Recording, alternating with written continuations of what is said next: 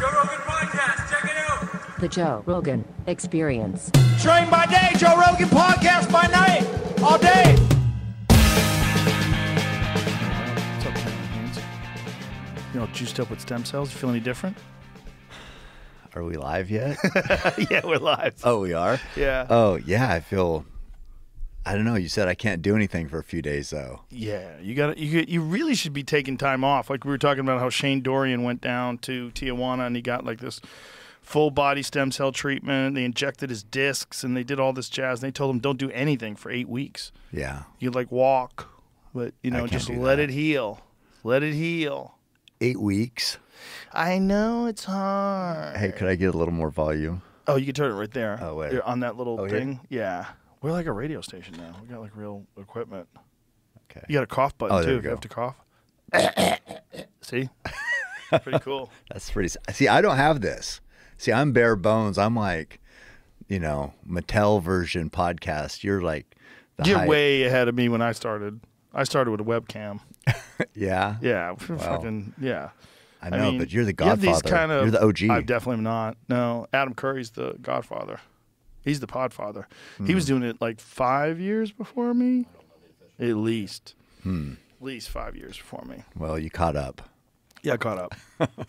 But he does it like much more underground. Like he's got everything. How does he have his setup? Everything is like subscription based. I don't think he even has advertisers. They have it tied into crypto, so everything's Yeah. bits. You can tip with bits and stuff, and Yeah. it's distributed. But he's a like super nerd. He's into all that crypto shit.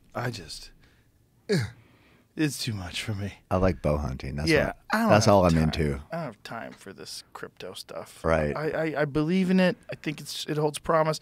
Every now and then one of those FTX things happens where everybody loses billions, and I'm like, yeah, Yes. exactly. See? That's why I didn't get involved in any of that shit. Right. There's a few of those companies that tried to get me involved in sponsors and stuff like that and do ads, and I was like, what are you doing? What is this? And also Coins? what about those card things? Oh, you mean an NFT? Yeah. Yeah, see, that is not real. I guess it's sort of an NFT, but that's really just an art gift from this guy Beeple. And Beeple, who is this really cool artist who puts up a new piece of art every day, 365 days a year. He does stuff like that. And it's all, have you ever seen his stuff? I think maybe. But Pull up Beeple's Instagram. It's wild, wild shit. Yeah, I wanna But he look. actually has a gallery. And in his gallery, he has things like this, but enormous ones, like big giant things that he's made and all these, like, it's really cool stuff. So that's a different kind of an NFT. yeah, know, that's like, pretty sick. His NFTs are, you're getting actual digital art, and it actually comes like this thing that he sent us. It's like it moves. It's got like a little QR code, and you can Yeah. scan that. It's pretty cool. Yeah, it's a different sort of experience. But for the most part, I think the NFT shit, that's Sam Bankman-Fried in jail, whacking off to pictures of his ex. That's That- him. that was? Put that That's picture up. awesome. Yeah, that's his cell. He's got the other Oh guy on my- the wall with his eyes crossed out. That's the guy that ratted him out. Oh, and man. iHeart. See, there's a lot. Look at And his, what is that's that? his ex-girlfriend. See his lotion there? Yes. Lubriderm? Hilarious. I mean, this is the kind of shit this guy does, and he does it That is every day. funny. Hilarious. That He's is a funny. super cool guy too. We had him in. Yeah. He was a lot of fun. So that I understand. That is digital art. I understand that. But there's a lot of the NFTs, like the Bored Ape Yacht Club. Yeah. I was like, what is it? What is it? What? Yeah. For a while there, it seemed like everybody was making like millions. I'm like, so what do I got to do here? And so can I make a hunting photo, an NFT, and just make a bunch of money? Or how does this work? I think a lot of people thought that at first, and maybe if you hopped on the bandwagon at the very beginning before everybody kind of woke up, there's no there, right? So like, here's the thing. Like people are like, well, it's yours and you own it. Nobody can. Yeah, but I could take a screenshot of it and I have it on my phone. Yeah, And it's where are you weird. going to look at it other than your phone? Like I literally have what someone paid $1 million for if I wanted to get a screenshot of Yeah. it. I could get that, and then don't it's on get my it. phone. I It's don't not get even it. a different resolution. Like what? Oh, but it's not in your crypto wallet. Okay, I guess you win. I love this argument. It's fun. But like that's the same. Like, you have a screenshot of the Mona Lisa on your phone. You don't own the Mona Lisa. It's No, like, that's no, where that no, no, argument no. comes. It's very different because the Mona Lisa is a physical painting made by a master artist that's in a frame, and you could look at it and you could ponder the thought behind it, the artistic expression, the technique in brush strokes and painting. This guy from hundreds and hundreds of years ago created this masterpiece that endures today. Couldn't you do that on your phone too? I mean, you could like. What about Yeah, that but one? it's the, a paint. Look, if you had a copy of the Mona Lisa, like a print, and you put that on your wall, I mean, that still has merit. That's still a piece of art. But like the Bored Ape Yacht Club, you could pull up one of them. Well, I was Bored going to say apes. with the Salvatore Mundi, it would solve that. It would solve a lot of the problem with this because you would have known that Leonardo made it because when it was first printed and he made it for sale, ideally 500 years ago, it would have been on the blockchain and like the history of that would have been known, and there was only one of them made and all of that. If it was an NFT 500 years ago, I'm not saying like if it was equivalent to what NFTs are now, you would have the problem that existed with that whole documentary and like who made it, was it repainted, and all that kind of stuff would never have been. That whole thing would have never existed. okay, but that's not the best example. I see what you're saying. That's but an example, though. I'm trying to say. this is a way more complicated story. Do you know about that thing? Go back to that image No. again, please. That thing is wild because that is supposedly a lost Leonardo da Vinci. Supposedly. But the problem is there's a whole documentary on it. Is it called The Lost Leonardo? Is that the documentary? That sounds right. I mean, the picture is called Salvatore Mundi. Right. What is the documentary about? documentary, I should But that show. painting was the most expensive painting I believe ever sold, or one of the most expensive. And they auctioned it at Christie's, and it sold for $450 million. Lost Oh Leonardo. my God. Yeah. Now here's the problem with it. Most of that painting has been recreated. Most of that painting has been touched up by a modern artist. It's this woman, and they show her doing it over like I think it was over a decade of working just on this one, like 36 by 24 or whatever the size painting is. It's not a really big painting. This lady worked on this one painting. So I think So she influenced it. not in just some- influenced it. Yeah. Most of the work is her work. Like, show the original. This is what that happened. Someone found it somewhere at some sale, and they bought it for like really cheap.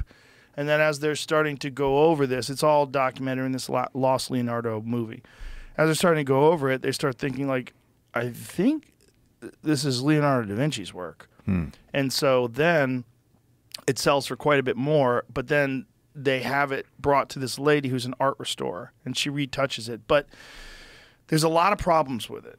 And some of the problems are that it seems like it was multiple times it was painted over, and it seems like more than one artist painted it. And what they had originally versus what it is now looks very different. Like, see if you can Well, I find. would say I'm trying to find the correct example that you're describing, but here's one example of it. This is 1913 version of it, and then it got cleaned up in 2005. Wow.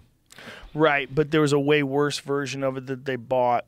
Well, The- yeah. I mean, so that was two years later. That's it. Here's the That's restored the one. version where they took everything off of it. Yeah. So is that what that is? Like all So it those white says- stripes is the restored This is version? clean state. Clean state. Okay, so they had to take off the paint that was put on to clean it up after they restored it in what was it? I mean, The this was first just year? that it was found in a collection in like the early 1900s, I think. That was the other one that was Yeah, restored. like the pencil one. Yeah, that one right there. So the one on the left, they were saying like maybe this is Leonardo, and so they clean it up. But then this lady goes and paints over it.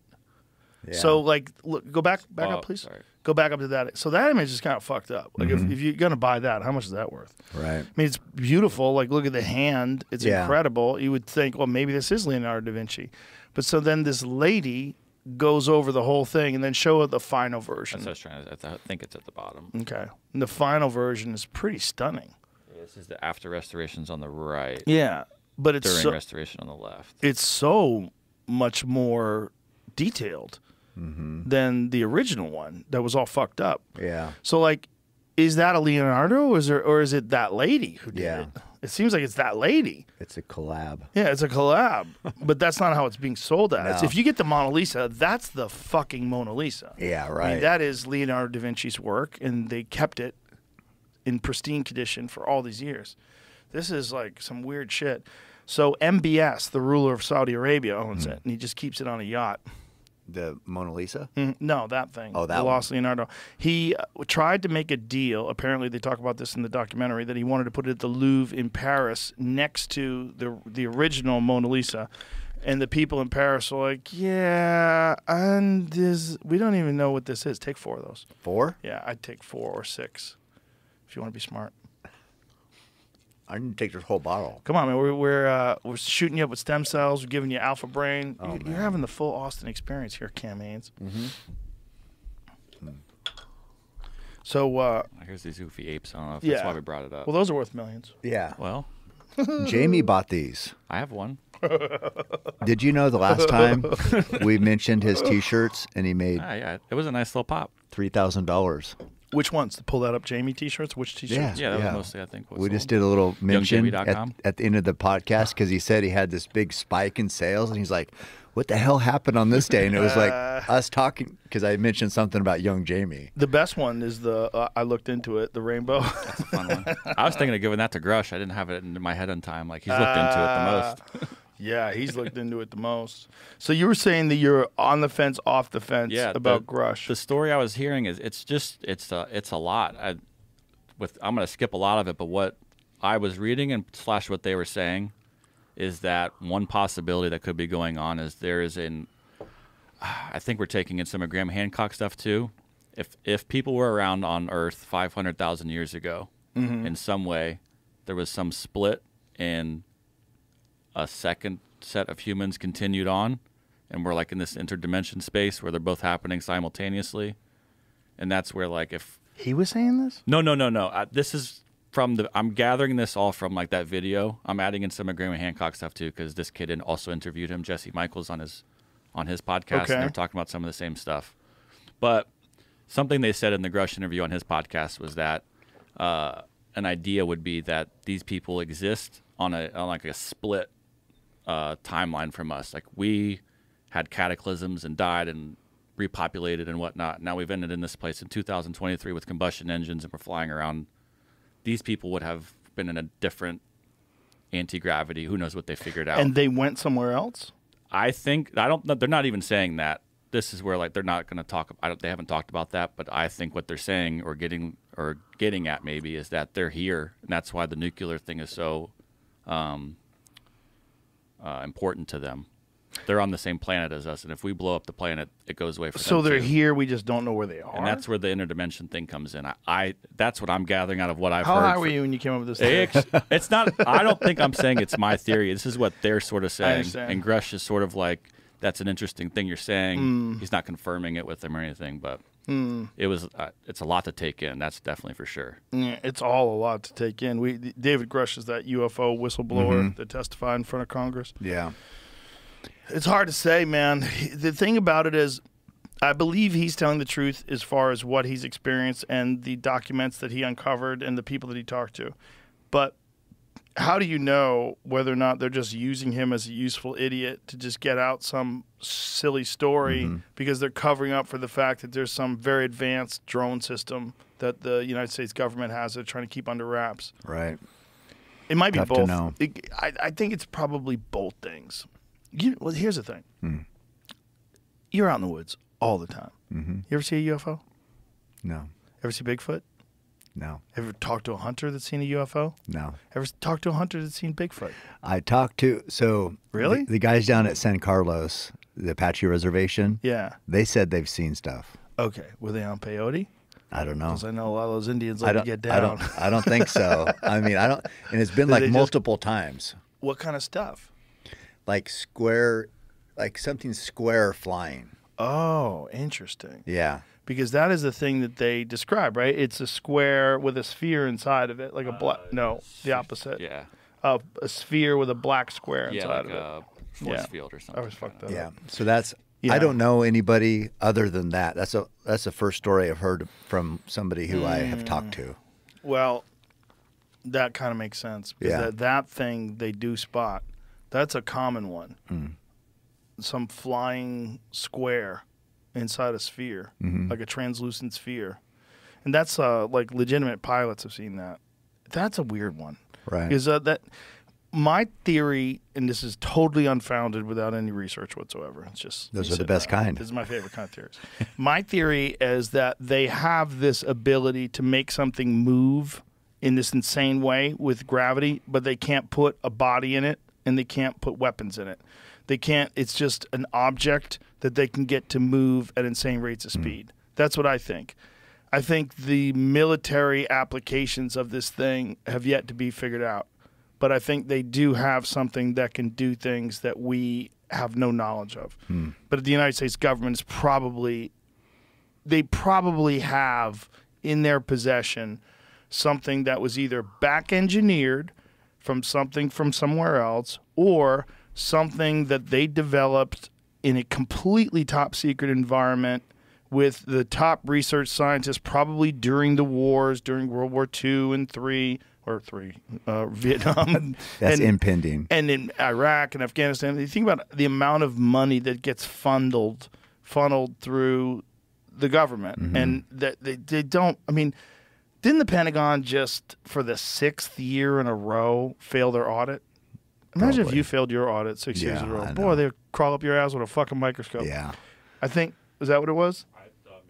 They've ever passed it? But yeah, that is correct. It says they failed 6th audit with number passing grade. So there's a lot of money flowing around is my point. Yeah. And who knows how much of that money is going to these secret programs that we don't know about. Yeah.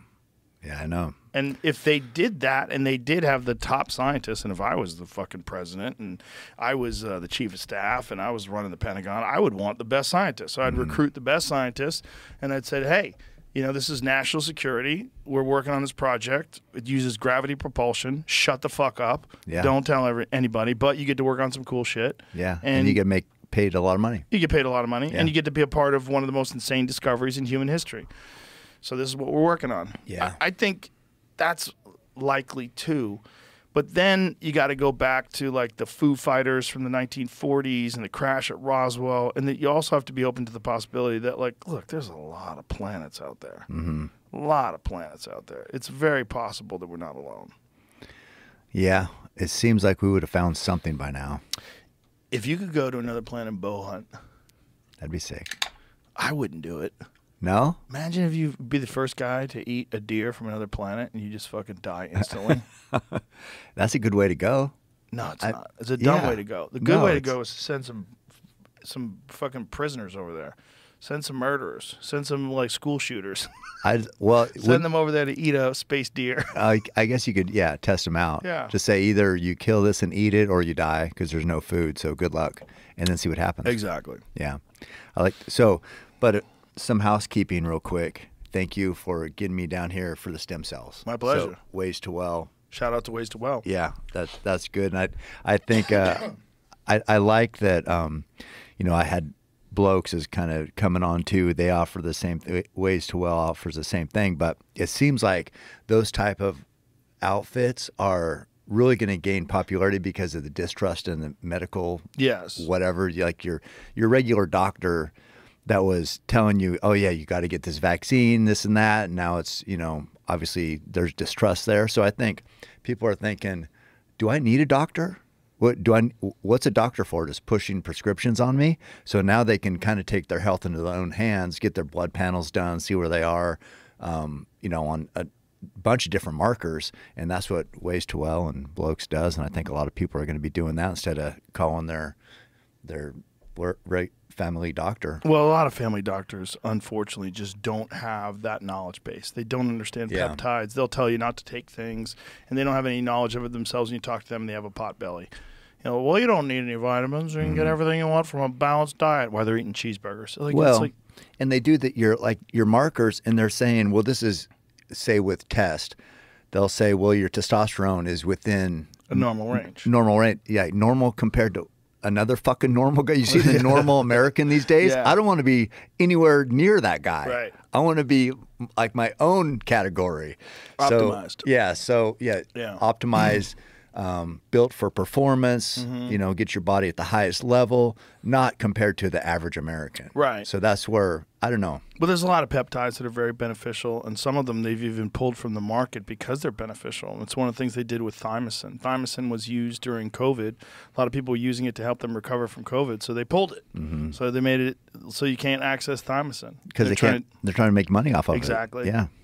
And these compounding pharmacies can make it, and they make it fairly cheaply. It's not expensive. And they're doing that with BPC 157 as well, because so many athletes use BPC 157. It's a very common one for helping heal injuries, and it works really well. I know a lot of people that use it. A lot of fighters can't use it, unfortunately, but a lot of jiu-jitsu guys use it. MMA fighters in the UFC at least can't So use they it. test for it? Yeah, unfortunately, I don't think they should, because I think what it does is help you heal. And I think if you're in a sport that literally most of the time you're getting smashed, most of the time you're getting kicked and punched, and you're always dealing with injuries, wouldn't we want to help these guys get to the finish line, like get to the fight? Because a lot of injuries, like Gordon Ryan was supposed to compete the beginning of December and then the end of December in jiu-jitsu, and he just fucked his rib up. He just tore his rib. This is a normal thing that happens with jiu-jitsu guys. It's a normal thing that happens with UFC guys. But Gordon will have access to Ways to Well, and they'll give him all the best peptides. They'll figure out what's the best protocol in order to help heal that. And he'll get back on track much quicker than someone, if they were fighting in the UFC, who had no access to those things because they're being constantly tested. Yeah. Yeah, I don't think they should test for that. You know, I think they should figure out like what's cheating and what's just helping you heal. And let's not let guys take Tren and fucking D-ball and all this crazy shit. Yeah, let's not do that. But I don't see any problem with things like BPC 157 that are just, all it's going to do is help your body heal quicker. Right. That's what we want. We want to Yeah. get better quicker. You're in the business of breaking bodies. Yeah. You're in the business of literally kicking guys' legs out from under them and punching them in the stomach. Like, we should have some shit that makes you heal quicker. Right. Just be Yeah. healthy. It's not gaining an advantage over another fighter. The only advantage is you won't be injured as long, which is a very good thing that we should apply to everyone. And it's not dangerous. Doesn't have horrible side effects. It's not something that's scary. It's going to fuck up your reproductive system. It doesn't do any of those things. It Right. just helps you heal faster. And I think these organizations, UFC and all the other ones as well, they should embrace all these different things and just stop treating it like... The problem is, really, it was baseball. This is the problem. This is where everybody got it in their head that it's cheating. It was Mark McGwire and Sammy Sosa. And when those guys were on that fucking home run competition and they were cracking them out of the park, and they both looked like superheroes. It was awesome. It was Don't awesome. forget Barry Bonds. Barry Bonds, right? Yeah. Barry Bonds as well. But yeah, that was a heyday of baseball. Oh, it was- so you're trying to make people not care? Yeah, but those guys were juiced to the tits. And baseball, which is the American pastime, we associated steroids in baseball with cheating. Balco. He's a cheater. We're not cheaters. We're Americans. Right. You know, but listen, if you could get a hold of any NFL player in between camp, like what are the odds? Yeah. What are the odds? They're not Sportsman of the Year. What year I was know. that? The year that they were doing it, I think, whatever, like that was 98 it says. 99, Why are they wearing yeah. togas? Because they're gladiators. What? But the gladiators wear togas? I don't know. Who wears togas? Those guys were. Oh, Animal House? Yeah, I guess. They were with John Belushi? Yeah, look at Mark McGwire with the glass of milk and the baseball bat. That's hilarious. Yeah, Like as if it- milk it's gave him the- those guns. The size of those guns. Gone. I'm drinking milk. Let's see Barry Bonds. I want to see him. Oh, Barry Bonds got super jacked. I know. He was got so super good jacked. just naturally. And then he added all that muscle and was, oh, look at this. Yeah, if they could allow those guys to do the sauce, look how skinny he was at first, and then know. boom. But he was so good when he was Yeah. skinny. Yeah. Oh, he was great Yeah. in the beginning, and Yeah. then got that extra horsepower from all that clear, the stuff they were rubbing on him. I know. I had that guy on, the guy from Balco. What was Victor his name? Victor Conte? Conte? Yeah. Yeah. Yeah. He explained it all and how it's all done and what they did. Well, Very I'm- fascinating. Yeah, because I remember McGuire said he was taking like Androl or it was some supplement you could buy. Androstene Dione. Oh, that's yeah. Mm-hmm. what, and it just skyrocketed off the shelves. Yeah. He probably took that too. Yeah. You know, I know that stuff did work. It gave you a little bump. I take couldn't that tell stuff. you. I couldn't tell you what I take that works because I take 30 different things. Right. So he probably wasn't lying. He's like, yeah, I take this and here's the results. But Yeah. I take a handful of who knows what. I take a lot more stuff now after that Gary Brecka podcast. I started taking methylated B vitamins and all sorts of other stuff that he. Was that a good? I didn't listen to that one. Was it It's good? a fucking great one. That's Yeah. a great one. Holy shit, he goes deep. Yeah, that's an amazing one. He changed Dana White's life. I mean, Dana White was basically on death's door, and he put him on a ketogenic diet. Now Dana looks fucking 15 years He younger. does. Yeah. He looks amazing. Well, he's in this light bed. He got this red light bed every day, and his face just looked better. One of the things that happens when you lose fat, and this definitely happened to me recently, you lose fat in your face, so your face starts to sink in around here. It kind of looks like You shit. need Botox. No, that's not going to help because it's you're losing face fat. Oh. And it's also collagen. You don't have as much collagen as you're older as you do when Right. you're younger. So if you're a younger person, you have a lean face. It doesn't look as bad as when you're an older person. You know who said that once? William Shatner. He was like 80 years old. He's talking about how he gains weight because it keeps the wrinkles away. Because it keeps a fat face and you don't have as many wrinkles. My daughter watches all these like before and after things. So it's like, I think buccal fat removal. I think buccal fat is somewhere on your face. Buckle? I don't know what, Jamie, what's buccal fat? Buckle fat. Yeah, I think it's like what you're talking about maybe. Well, what I'm talking about is if you're a fat person, you're not going to have a gaunt face. Right. But if you're a person who loses weight, here it is, buccal, BUCCAL, Buccal. fat removal. Yeah, oh, so they take that out so they have more like the high cheekbones. Oh, I see. know what I so mean? it's like sculpting. Yeah, see like that So you're on making the your left face there. sculpting. Right. So you're just doing that naturally. You're more sculpted. Yeah, I lost a lot of face fat for sure. I lost a lot of body fat. But that's all from carnivore diet. That changed everything for me. How come, has Dana ever been on the podcast? Yeah. He been on. has? Yeah. Yeah, he's been on. When? Oh, a while back. He'll do it again. I'm sure okay. he'll do it again. I never remembered him being on. Yeah, he was just at the club the other night. He came to the club Thursday night? Wednesday night? Wednesday night. Yeah, just a Okay. couple nights ago. Oh, good. Yeah, he was coming to hang out. Yeah. He's great. I love that dude. He looks fucking amazing. He does. I He know. looks so good. He looks so much. And It looks like a different person. But at first, his face was looking gaunt, kind of like mine does, where like your cheeks sunk in. But it's like, if you want a six-pack or you want a fat face, you don't get both.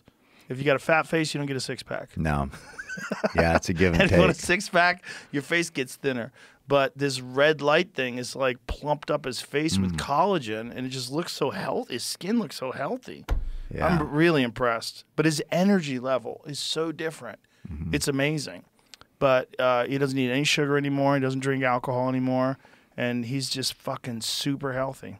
No alcohol, huh? No alcohol. I mean, I'm sure occasionally maybe he'll have a drink, but he Yeah. does not drink like regularly. What's the next big fight? Well, there's a nice card this next weekend in Austin that we're going to go see. Pumped about that. That should be fun. But then the big one is Colby versus Leon Edwards in Vegas. So for the welterweight title, and that's a couple weeks from now. That's a big one. That's a big one. That one's big. That one's exciting. Ooh, that's a good one. What else is that card? Pull up that card, Jamie. Tony. Oh, that's right. Tony and Patty Pimblett. Tony's training with David Goggins, which is crazy. I know. Oh, Pantoja versus Brandon Royval for the flyweight world title, and Shavkat Rachmanov versus Wonder Boy. Woo! That's going to be a good one. And Vicente Luque versus Ian Gary. Woo! Those are good fights. That's a Yeah. good fight. I'm very interested to see Tony after he's been training with David Goggins. There's a lot of like very mixed reviews about whether or not that would be a good thing or a bad thing for him. Yeah, I see. I read a bunch of those comments. Yeah, it's interesting. It's like, who else is on it? Oh, Josh Emmett's on that fight against Giga. Oh, Giga Chikadze's on that fight too. Look at this Cody card. Garbrandt and Brian Kelleher. Oh, shit. This is all on the home. Dustin Jacoby and Alonzo Menefield. Wow, this is a good fucking card, Yeah, it son. is. This is a good card. Holy shit. Yeah. Go all the way back down there again, please. That card is fucking stacked. Yeah. That Cody fight will be good with Brian. Yeah, Those and guys are both good. Randy Brown versus Muslim Salikov is a fucking killer fight too. Hmm. These are good fights, Yeah. man. Holy shit. That's a card from Yeah. top to bottom. Yeah, that's a really good card. How many fights is that? 13 fights. 14? 14. 13 in the world That's title. a long day for you. Ooh, yeah, that's a long day. This fun, though. Who's going to win this one right there? Very interesting fight. Very interesting fight. You know, how is Colby doing? Because he was pretty fucked up by that sucker punch, right? Yeah, I think he's doing better now. Yeah. What Yeah. was the extent of the damage that... I don't know what it amounted to. Yeah, I'm not sure. Because he was suing him, and did they Yeah. settle that? I think they settled. Did I read that they settled? Did you see that? Yeah. So he just said, pay me, bitch. I think it was just, proving a point. Yeah, you can't be going around sucker punching people Yeah. that just kicked your ass. I think you it was had on- your chance to punch him, He had 5 rounds. I and it think didn't work out at all. I think it's just on principle. Yeah, I think Colby was just like, no, yeah, I'm going to make you pay. yeah.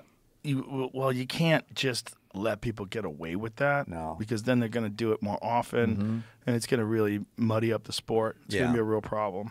It's a crime. I mean, you're literally committing crime. Don't do that. I think, I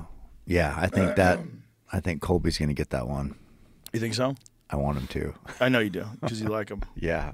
I like Leon too. It's a good fight. I'll tell you that because if you were gonna pick someone, Jorge Masvidal pleads no contest to charge from altercation. This is November 6th. Oh, so this just happened. So they haven't settled it yet. I think that was the end of it. If he pleaded no contest, okay, it says The plea deal. said that 2 felony charges of aggravated assault and criminal mischief were dropped as part of the plea agreement. There is a no stay away order in the agreement. Also a no stay away order. What does that mean? What's Like a no stay away? I could understand a stay away like order, a restraining order, but not a no stay away. There is no stay away order, is what it's saying. But it says there's also no stay away order in the agreement. Right. There isn't a stay away. So order. he doesn't have to Interesting. stay away. So they can hang out with each other. Yeah. The 38-year-old has been facing over 10 years in prison. The case stems from altercation. Punched him twice, breaking his tooth, even causing an alleged brain injury. The incident occurred just a few weeks after Covington defeated Masvidal by unanimous decision in the main event. Masvidal says, I just beat the case. I want to thank God. Also want to thank my attorney because I'm a free fucking man. Fuck you, Colby. It's going to be a fucking movie now. Yeah. All these orders, all these restraining orders, all these things have been lifted off. It's going to be a fucking movie. I don't know what that means. Who's going to play Jorge? That'd be a boring-ass movie. Yeah. Like a guy sucker punches a guy and then gets off. That's The a end. movie? Thank you. Thank Yeah. you, Jesus. Yeah. I don't know if it's going to be a movie. I but- think that brain injury, that's just maybe he had a concussion. Yeah. I mean, He so probably had a concussion. I mean, if he got sucker punched, Yeah. most likely he got a concussion. The thing is, like, you can only get so many of those in your life. yeah. And if you get a big one right before you're going to fight Leon Edwards, it's good that he took a lot of time off because he did take a lot of time off. Yeah, he did. It was like 2 years, right? Yeah, almost. Yeah. Be pretty close. Leon is fucking good, man. That's a good fight. But if you wanted to pick someone who would have a really good shot at Leon, it would be someone who's an elite grappler, who has an incredible gas tank, who can push a ferocious pace. That's Colby. And Colby wades right into the fire. He starts it off like that just to, I think, keep him honest. He'll come in throwing bombs because they know he wants to take him down. So he's got to keep that honest, I think, and just like Yep. get him thinking about the big punches too. Yeah, he's got to get him thinking that this isn't just takedowns. And if you just think about takedowns, I'm throwing haymakers your way. Yeah. He's fucking good, man. I mean, everybody other than Usman got fucked up by Colby. Everybody. And the Usman that faced Leon Edwards, man, I don't want to make excuses for Usman, but there is a reality of that guy's knees.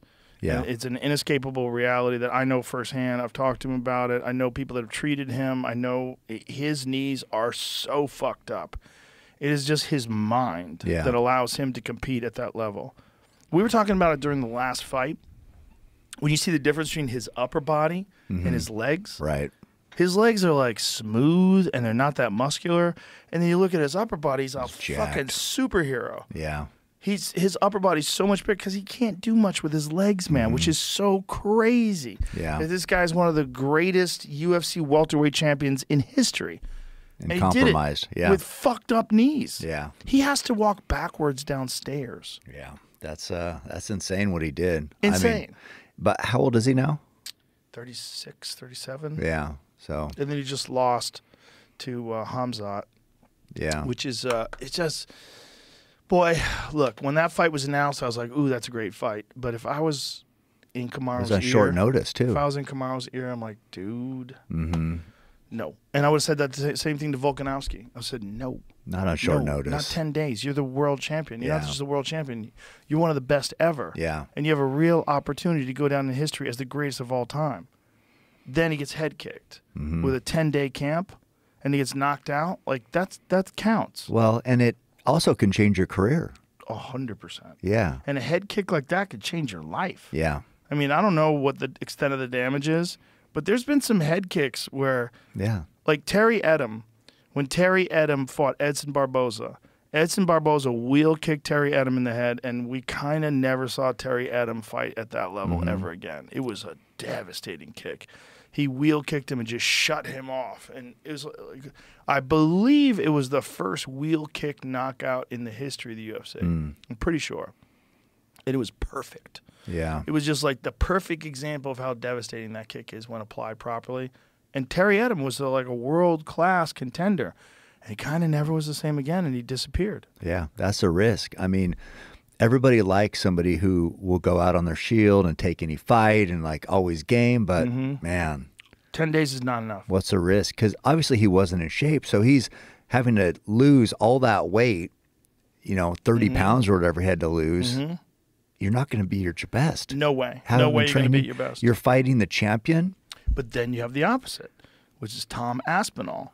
Yeah. Tom Aspinall fights Pavlich and takes that fight on 2 weeks' notice and becomes the interim champion and fucks his back up and can't train at all. That is also, crazy. though, he's a heavyweight and he doesn't have to cut Yeah, that's weight. what I'm just going to say. The bigger guys, I think, it's not quite the same. He's not quite the same. Doesn't have to cut weight, which is a giant factor. So he doesn't have to do massive amounts of cardio, and he could literally just let his body heal. And I don't know what he was even able to do. His back apparently was pretty fucked up. Yeah. But the other good thing was that Pavlich is not a grappler. In fact, his lone loss was to Alistair Overeem, and Alistair got him down on the ground and ground and pounded him. But that was very early in his career. But Aspinall, like that guy's, he's something special. He really is something special. He's a very unusual example. Because he's a heavyweight, and he's a big guy, a really big guy, but he moves so fast. And his coach, I think it's Colin, I forget how to say his last name. How do you say his last name? Colin Hune? I forget. It's from Cabon, this gym that he trains at in the UK. From the time he was young, emphasized his speed. It's like you knew he was going to be a big guy. You're always going to be a big guy. Yeah. Colin Huron. Yeah. That's it. Breaks down Curtis Blades challenge. Okay, so this guy who is he trained Darren Till. He looks tough himself. I'm sure he's tough.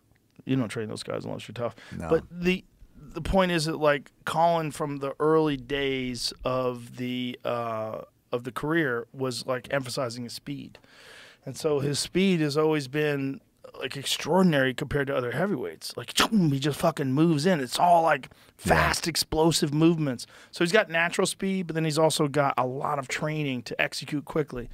So when he moves in, he closed the gap. You can see like fuck, he's fast for a big guy. Right.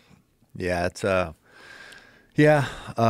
don't know. And when I think of Volk, that fight, was very close. He lost the first time. That was at the full camp at his best. Yep. I mean, Yep. Yeah, he I think lost part of it was he said he needed something to do too. Wasn't he like that idle time was killing him? Yeah, it was killing him. Mentally. But he's got to fight with Ilia Topuria, who is a fucking killer. Oh my God, that guy punches so hard. Oh, he does everything so good. Ilia Topuria is that guy he is fucking special. He's a real challenge. When he fought Mitchell, because I thought Bryce Mitchell, I mean, he's good. Bryce Mitchell's very good. And he beat the shit out of him. He beat the shit out of him. But also Bryce Mitchell apparently was recovering from a flu. He or had the sick. flu. That's right.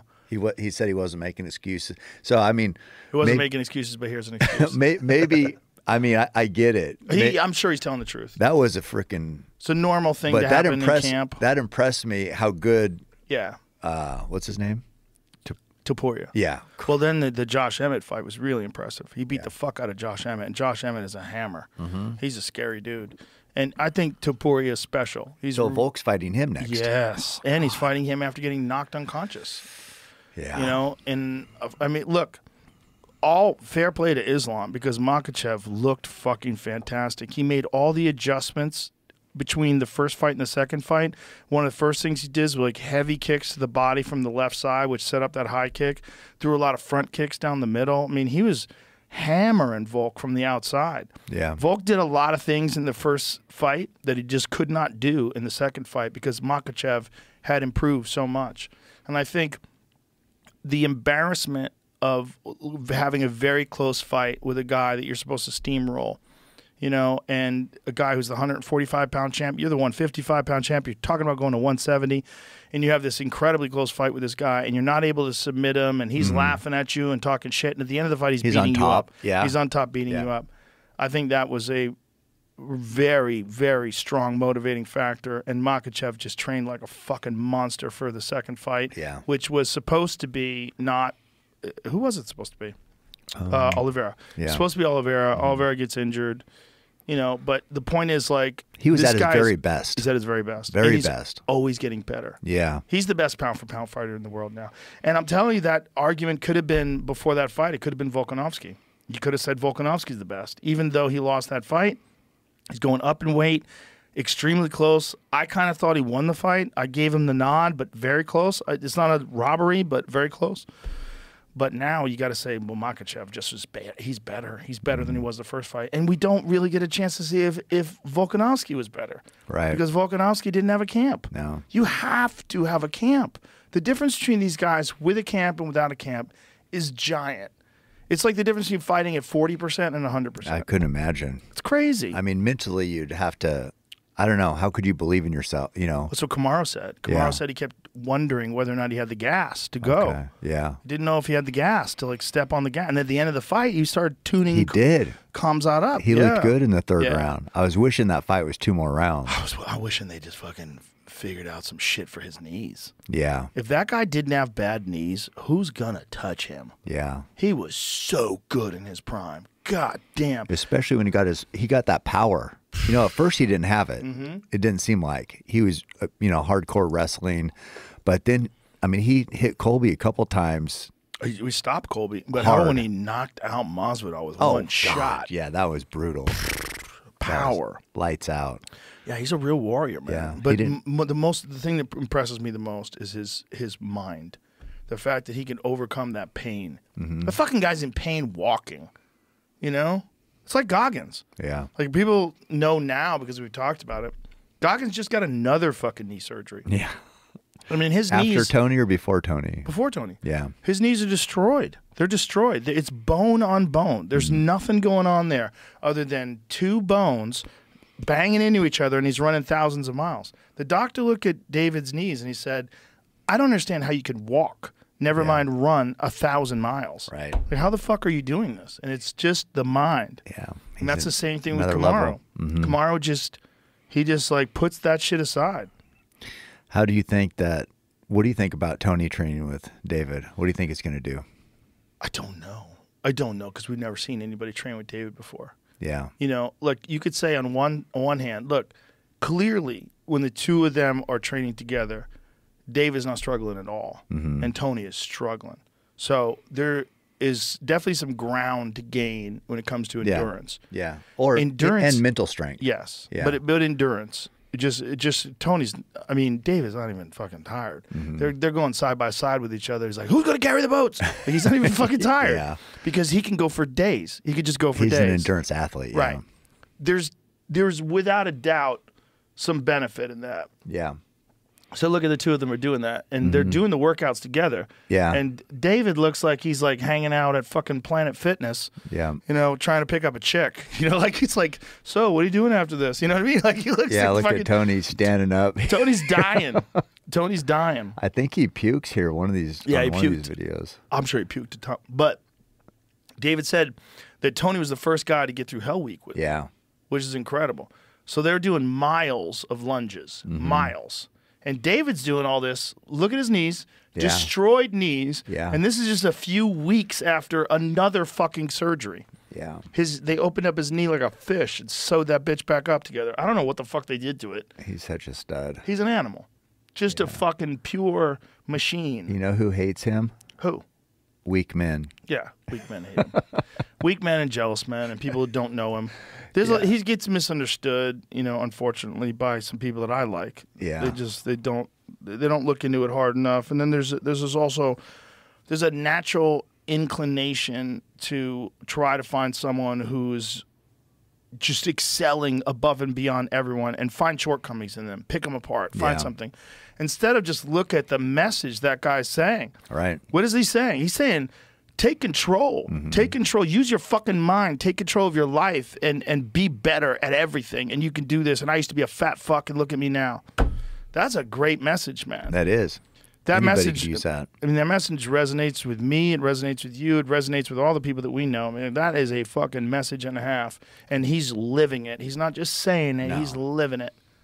Yeah, it's I think he's a national treasure. Oh, so do I. I mean, you have this quote. I see it's been going around on Reels talking about, God, there's a certain set of men who that are just, I can't remember how you say it. It's so good. I've been seeing people put it on their own Reels, but like they're just built for, I don't know if it's chaos or something. Do you remember this spiel you had? I've said a lot of things. Yes, I know, but it's like a good one that's really popular right now. But it describes people like David to a T.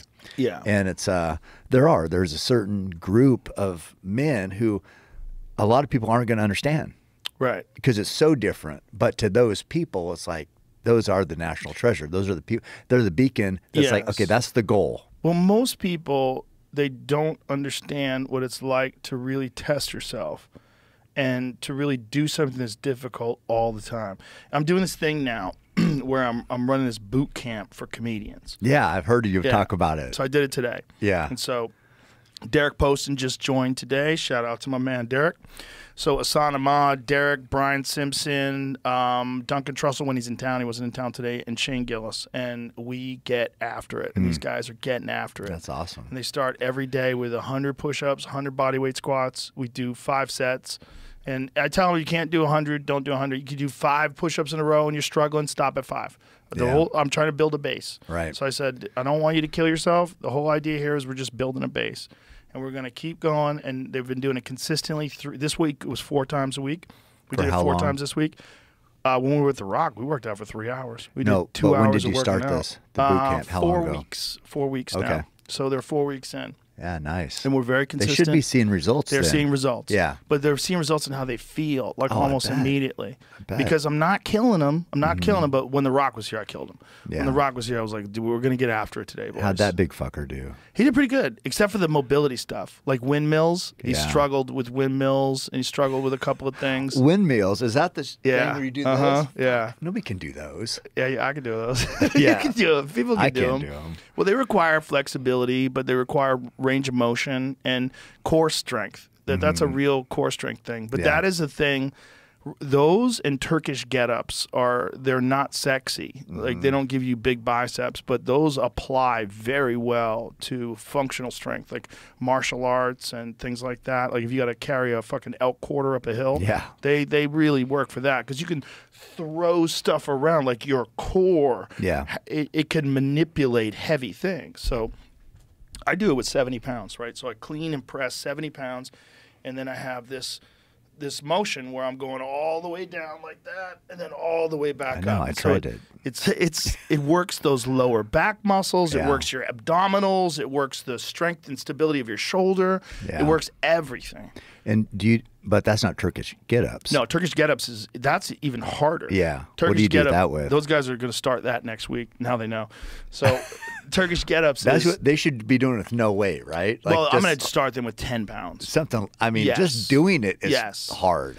Yeah, especially when you're doing reps. We're going to Yeah. start, they're going to do it with 10 pounds. What Turkish get-ups is you lie on your back. You know what it is, right? Mm-hmm. You lie on your back, you press it, and then you get up to one leg, you lift it overhead, stand up, and then slowly lower yourself back down, lie back down on the ground again, switch hands. Yeah. Get up, all one leg, stand up, lower yourself down. And, I'm going to show them the Freaking hard. technique, how to hike your hips up, pop your hips up when you get one leg up. So you put one leg up, you pop your hips up, you get the other leg underneath you, and then you stand up. But it's not sexy. No. But it's very, very, very functional. And it just breaks you down. There was this guy back in this gym that I trained.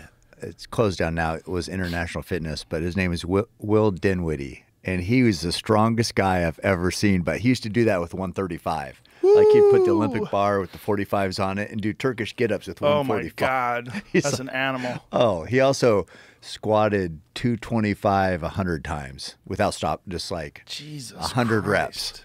I gave him a just- T-shirt. Just body weight. I gave him doing a 100 T-shirt. reps Yeah, I is know. hard. I gave him one of my T-shirts. This is like 10 years ago.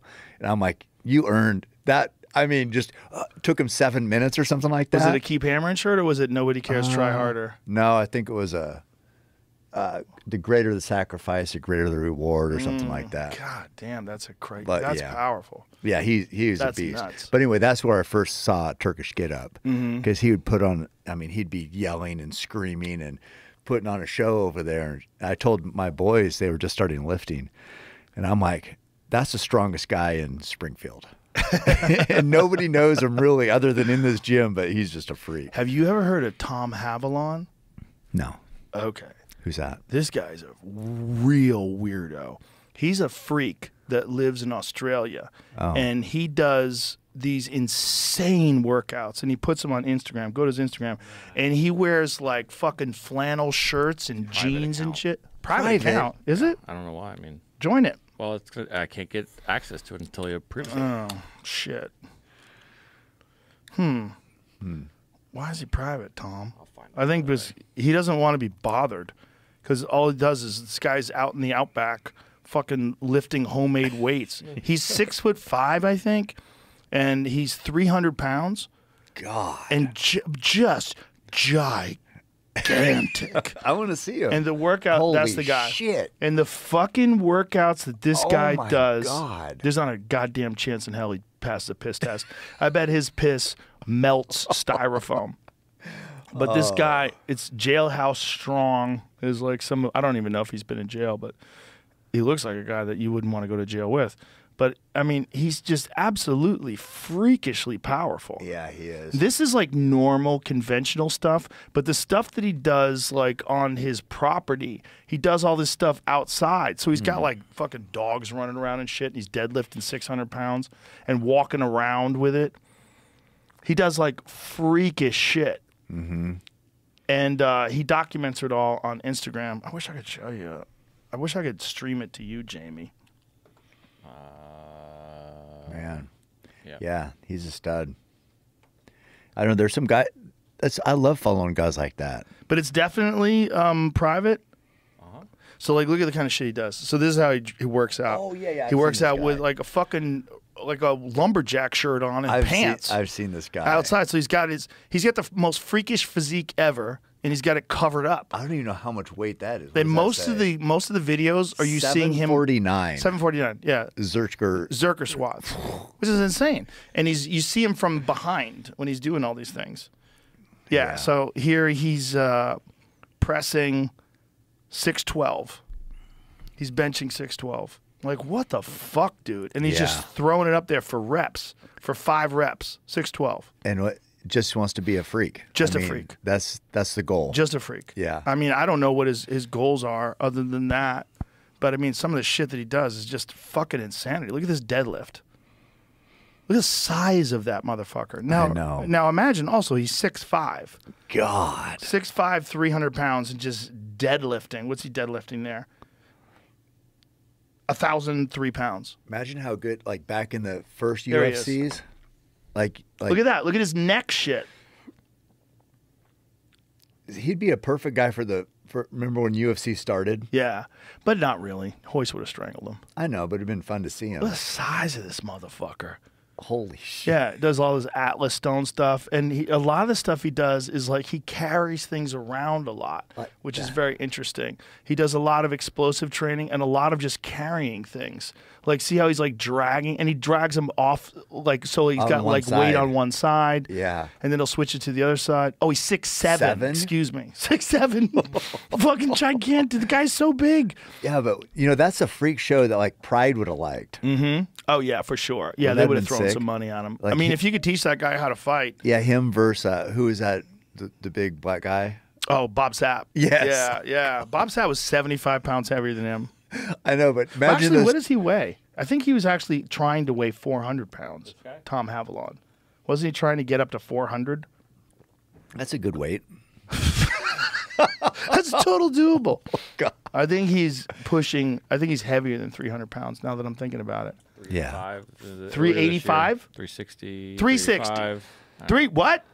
What? I think that was the thing. That's right. Now that I'm thinking about it, is the road to 400 pounds. So he's trying to build himself up. I want to to see 400 him pounds. versus Bob Sapp.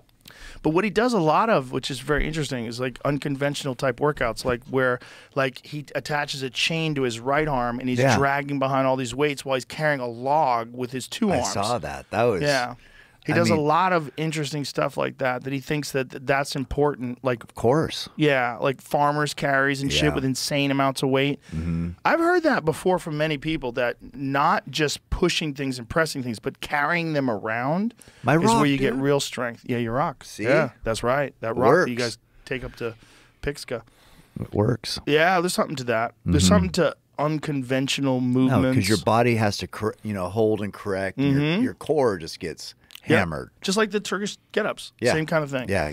Yeah. And that's what it's all about. It's just like not being just – a lot of people can be strong straight, just doing pretty uniform movements. Yeah. But when you can be strong out of position, awkward things, that's real strength. That's real strength. And I think that real strength also applies to conventional lifts. And that's why guys like this Tom Havilland guy can lift insane amounts of weight. Also, a little bit of Mexican supplements, if you know what I'm saying. Maybe. A little bit of that. Maybe. Creatine. Yeah, that, yeah. And branched chain amino acids. They're very important. And milk, like Mark McGuire. Yeah, he's probably eating wild boar milk. Yeah. I don't know what the fuck that guy eats, but Yeah. that's a huge fella. Oh, my God. Yeah. That's the greatest thing about social media is finding freaks like that. You know what I mean? And this freak, I mean, I think that's all he's doing. I mean, he's not like selling things. He's not like telling people like, hey, get a part of my workout program, 20% off with code be a freak, you know? No, he's just fucking. Just a beast. And his photos, it's very unflattering because everything he's doing is from behind. You only see his back and he's covered up. Everything's covered up. He's wearing like a lumberjack shirt. Yeah. That's where it's kind of that Sam Solik does that too. You know who that kid is? Who's Sam Solik? Dude, Jamie, you gotta look him up. He's like 21, just a fucking freak. But he wears all this big shit and will do the hardest squats, like so much weight, deep, just freak. But then when he takes his shit off, I can't remember what they call it, like when you're all covered up. And then so you never And let then the reveal. Yeah, then you never let anybody really see what a freak you are. Yeah, actually, I think I've seen this guy before too. Yeah. Sam Solik. Yeah, you got to look at him. Sulik, S-U-L-E-K. Oh, Look Jesus. at this kid, dude. Jesus Christ. He is like young 20s. Oh, I have heard about him because he used to be a lot smaller and then got saucy. He used to be a diver. Whoa. Yeah, like into a pool type thing. Really? Yeah. I bet he makes a hell of a fucking splash. Well, now there is like an old one. Okay, so it was 183 pounds in 2000 and Jack there, though. In 2019. and now what does he weigh now? 237 in 2023. That's crazy. Yeah. That's so crazy. That's so much weight. And I don't know how. I think he's super young. He looks young. Yeah. Oh, so he covers himself up like that when he works? Yeah, like even like show some squats, Jamie. There's some good. I don't know if he had it on this. Unless so I'm looking behind the video. There's not a lot of video. Oh, I see. Interesting. Just pictures. Yeah, I think it's on YouTube. 3.6 million see followers. his YouTube? Yeah, he's got a lot of. That's where he gets all his videos. Well, like, what does he have? Yeah, 2.3 million subscribers on YouTube. Just from being jacked. Yeah, just a freak, though. Isn't it crazy that just being jacked could get you millions of subscribers now? Yeah. I mean, yeah, right. So this is what he'll do. But he trains frickin' hard. So he's doing like all kinds of Yeah, crazy, let's watch this one. crazy A little bit of lifts. a mental battle before this set of squats. I think it's worth discussing. Fuck. Bro, you can hear the steroids in his voice. A few minutes. It's like he's gargling in steroids. 5 plates on there. I didn't. The guy's jacked. I know. But I don't know. Look at the fucking legs on him. Holy shit. Look at his fucking thighs. Bro, that guy must chafe like a motherfucker. He needs some good me undies, the kind that go all the way down. Yeah. You know, those boxer briefs. Keep your legs from rubbing in the center. Yeah, I don't really know what his goal is, but Be massiver. Huge. I mean, More massive. Maybe it's Tom Havilon. Maybe that's his goal. these guys, you know, they want to be, when you walk in a room, they want people to be like, holy, like pointing, like, holy shit, look at this freak. Well, he gained 50 pounds in, what, 4 years? And he's shredded. Yeah. That's Yeah. crazy. Yeah. Yeah, you don't do that with oatmeal. No. You need some help. You need a little help. Yeah, so Step away, USADA. It's yeah, right. Yeah, nothing to see here. It's fun to see guys like that. Mm-hmm. I don't know. It is fun. I don't want to do it, but it's fun to see. Yeah. Like that Tom Havilon guy. I'm obsessed with watching him. I think Brian Callen was the first guy to tell me about him. But isn't Brian gay? It's like I'm sure he was Callen? attracted to him. No, he's attracted to some men, but he's not gay at all. He's attracted spiritually to them. Oh. Yeah, he's not sexually attracted to them. Oh, yeah, to their. You know, to but he their- imagines if he was in prison that he would Right. be with that guy, and that guy would protect him, Yeah. and he would snuggle with him, keep him warm. Yeah, he Spooky dudes. Mm-hmm. There's some people out there doing freaky shit, but man, that's a great way to get hurt too. Try emulating that. I mean, when you're lifting like very, very heavy, I don't lift heavy. Obviously, I'm not big like that. The heaviest thing I lift is like 90 pounds. I occasionally do 90-pound kettlebells. I think it's good though, because you're not going to do that, but you see how hard he's working. Mm-hmm. I mean, he's soaked with sweat doing squats. Oh yeah, I think people can be inspired by that and be like, fuck yeah. hey, I'm not going to be a freak, but I can push harder. Also, it might make them take a road trip to Mexico to fill up the trunk. I don't know. I don't know. Here for a good time, not a long time. Well, that's 'Cause definitely the case with folks like that. Yeah. You know, because a lot of those guys, you know, those really big guys, they have real problems. Yeah. It's like, you know, there was that one dude, Rich Piana. Do you know I who he was? know. Love that guy. Yeah, that guy was ridiculous. I still share his, like, he's got so many good reels too. Yeah. Like, he just says crazy stuff. Because he's like, my favorite is that he's sitting with this girl and he's like, kind of a serious question. He goes, would you rather have the dick hang lower than the balls or the balls hang lower than the dick? That's was- his concern? That was his question to her. Interesting. Yeah. Well, some anyway. people worry about stars and asteroids and black holes and aliens, and some people worry about balls and dicks. Yeah, so he has so many funny ones like that. He But- was so freakishly huge. Oh, he's giant. He was so stupid. He had an 8-hour arm workout. I know. Look at this. Yeah. I mean, but he was like super open about his steroid use. And, you know, he died from it. He died at like, I think he was like in his early 40s or mid 40s. I Look thought at, he. this, look at I the know. size of his neck. His neck looks like there's a tumor below his ear. Yeah. Look at he's- the fucking neck muscles. That's so preposterous. Look at those arms, dude. Ridiculous. He used to do an 8-hour arm workout. Insane. I know. But Insane. But I guarantee you, no matter where he walked Yeah. in, Yeah. people noticed him. And that was Well, the goal. that's what he wanted. Yeah. Yeah. I mean, to each their own. I mean, I love the fact that it's freedom. You could do whatever you want. If you want to be that guy, you could be that guy. Mm-hmm. I don't want to be that guy, but, you know, he obviously, that's what he enjoyed. Gold 22-inch calves.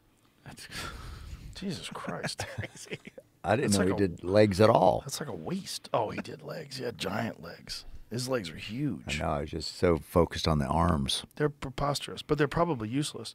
Didn't he have like an MMA fight? I feel like he had an MMA I thought he fight. died from he passed out and hit his head when he's getting a haircut. Really? I think so. Really? Thought so. Are you just putting that out there, or did you do any research? No, I don't do much research. I thought he had like a massive heart attack or something. No, I don't. It's a lot of how those guys go. 'Cause, Yeah. like everything gets bigger. Oh yeah, yeah. When you're taking His fucking heart was probably this big super, too. yeah, it's probably basketball. Superhuman levels of everything. Does it say how he died? Collapsed in early August and died after being in a coma for 2 weeks. Drug involvement could not be ruled out. 46 years old. Drug involvement couldn't be ruled out. Crazy. Yeah. I don't know. It's yeah, it's pretty young to die, but I didn't know. I bet if he got vaccinated, they'd rule that out. I did. Significant Yeah. heart disease reported Oh, and yeah. history of drug use. Oh yeah. Yeah, not good. Probably never touched cardio. No, because Fuck. that burns muscle. Fuck out of here with your cardio. 20 bottles of steroids found at his house. Only 20? Must have been in between orders. Yeah. Jesus Bottles Christ. of steroids. Jesus Christ, buddy. Yeah. That's amazing. Oh. That's have a lot. have you shot your new bow yet? I have not. No. Your Alpha X? No, I've been too What- busy, unfortunately. I was gonna take it today, but obviously I had some stuff we had to do today. Yeah. But I'm gonna take it on Monday. Go It's down a good to bow. Archery country. Yeah, I'm very excited. Look, if it's better than last year's models were better than the year before, which I don't know how they keep doing it. I don't either. But Hoyt keeps making better bows every year. They're just smoother and more accurate. Like I shot my not this past year's bow, but the year before, I shot it one day just for goof. I said, let me just pick up my old bow and Yeah. see how that shoots. It wasn't out of tune. It wasn't, but it was significant. Like I could see the difference in accuracy and the feel in the hand. It was like Yeah. a little more vibration in the hand, a little more clunky in the draw cycle. And then I picked up last year's bow. I was like, wow, Yeah. you feel the smoothness of the draw cycle. And then I was more confident with it. It felt more Yeah. accurate. It's crazy how they just keep making them better. I think when you're so dialed in with your bow, when you shoot as much as it doesn't take much of a difference to feel it. Right. You know what I mean? Right. You shoot so much. Yeah. A little change, you're going to be like, whoa, it feels like a lot, even though it's a little. But can you imagine being those engineers and you've got to like fine tune Something. every single aspect of these cams and the limbs and the limb pockets and the Yeah. riser and One little thing they did, which is pretty cool, because you know how you have the little kickstand things, the go sticks? yeah. In your last year, the cam would sit in the dirt or whatever. Now they have a little shelf that it sits on. Yes. Even that little tiny, that's an improvement. That's an But that's a big one because Yeah. I would be looking at where my cam was sitting and where the string was kind of rubbing on rocks and dirt and be like, God, is that wearing through? So Right. they pretty much think of everything to make it better, to tweak, to fine tune, and then you feel it. I mean, the bows this year, that one I just set up, they say, you know, who knows how I'm sure they measure it, but it's 25% quieter, I believe. And I don't know what percent, but it's quiet. Very quiet. weird. Yeah. I don't know how they're doing all that. I don't either. And then there's the factor of heavy arrows versus lighter arrows. Lighter arrows make more noise. Heavier arrows are a little quieter, Yeah. but probably not 25%. That's a lot. No, you are obsessed with art. Like you're always sending me, hey, have you seen this? Have you seen these? Have you seen these heads? Have you seen these? Yeah. I mean, it's so cool. That's kind of the best part about archery is all the options. Mm-hmm. You know, it's just how can I tweak this, make it a little better? Yeah. Give you a little more confidence. Is this going to perform better? Mm-hmm. That's the chase every day. Yeah, I'm excited about those those broadheads that I showed you, those tooth of the arrow broadheads. Yeah. I like those because they're American made, and they figured out some way. First of all, they cut them out of one solid piece of steel, and they figured out a way to have most of the mass in the ferrule. So apparently they fly really good. So Jordan over at Archery Country was shooting them out to 100. He's like, dude, these are incredible. Yeah. They shoot so good, and it's a 4-blade head. So that's like good. The, You so said the, 4 inches a cut. that's with the XLs. Right. The smaller ones are a little bit less, but it's still more than 3 inches a cut. Does the XLs weigh more than 100 grains? No, you can get them in 100 grains, 125, I think 150 and 175, and all they're doing is just putting more mass in the ferrule. It's not a bigger thing, like so. It's still like a heavy field point, and so the mass goes deep into the arrow and into the front point. It's not in the heads, so they probably, and especially with the vented ones, they probably won't plane or won't plane much. But then you don't have to think about mechanicals, whether that they open or not open, or shooting them through grass or any of that kind of stuff. So I got to hunt with Ranella. We're gonna hunt for whitetails in South Texas for meat eater. That'd be fun. In a couple weeks. Yeah, so I'm going to use those heads. Okay. I'm gonna try them out. Did you stay with the FMJs or the Axis, or are you trying those pro comps? I do not know. We're trying to figure out what arrows to use. Oh. We're gonna sort that out actually this weekend. Okay. Because I'm trying to go a little lighter. I'm at Those 520. pro comps, I think, would be, because mine are 484. The problem is, like, there's not the best options for lighted nocks with 4mm arrows. I sent you, like, from Gary at Easton, that whatever brand he Halos. said. Yeah, he says halos are the move. Yeah. Yeah, so I'll give those a try. There's also Fire Knox. Have you ever seen that guy? I don't use lighted nocks. That guy is a fucking mad scientist. There's this gentleman who is I think he was a physicist or some kind of he's got some sort of background in science, and he created this like very high-end lighted knock called a Fire Knock. And you have to, it's more difficult to install. You have to kind of glue in an insert and then screw it into the insert, but they're supposed to be super legit and very, very tight tolerances. So I might try those out too. Yeah. So fun. There's so much to tinker with. I know. It's so fun. But you got to make sure that you're done tinkering like a couple weeks out. So like, oh yeah. So like I'll tinker up until a certain point, then I'm like, I'm locked in. This is what I'm using. Now it's time to just practice with that, and let's get it all locked in. I had to give up on, like, I'm a big fan of Garmin. I love all their stuff. You know, I have this Garmin watch that I love this. Yeah. I just love that it's got GPS on it. I can put maps on it. I can literally take phone calls, listen to music. It's got a stopwatch, barometer, altitude. It's so functional it even has a fucking light. Look at that. If you're out in the woods, you double tap this bitch. Bam. I got a light. It's actually pretty bright. That's pretty bright. I love this How thing. long does a battery last? Fucking weeks. Really? Weeks. Yeah. Weeks. That's impressive. Like a month. Like it'll tell you, I think I've got like 25 days of battery life. I'm blind from that light right now. It's crazy. But I was running that Garmin site that they have a range finding site. Right. I was having a problem with it though. Like sometimes at distance, I was getting multiple ranges on like like that foam elk target that I have in my yard. Yeah. Like I'd be at full draw, and I know that it's 74 yards away, but I would be getting 82, 71, 65, and I'm like, what is going on here? And holding right on it. I'm trying to hold right on it. Maybe I'm moving a little bit, but how much am I moving, and why isn't it? I don't think it's totally. I think. Look, I used it last year, and I had a perfect shot on 2 white-tailed deer and a nilgai with that. I liked it. But that scared me, that I'm getting different ranges. So, like, what if I'm at full draw on an animal, and it says 67, but it's really 74? Yeah. That's a problem. That's not And good. with a 522 grain arrow at that much distance, you're going to have a lot of drop. Yeah, not a lot of room So for I error. switched.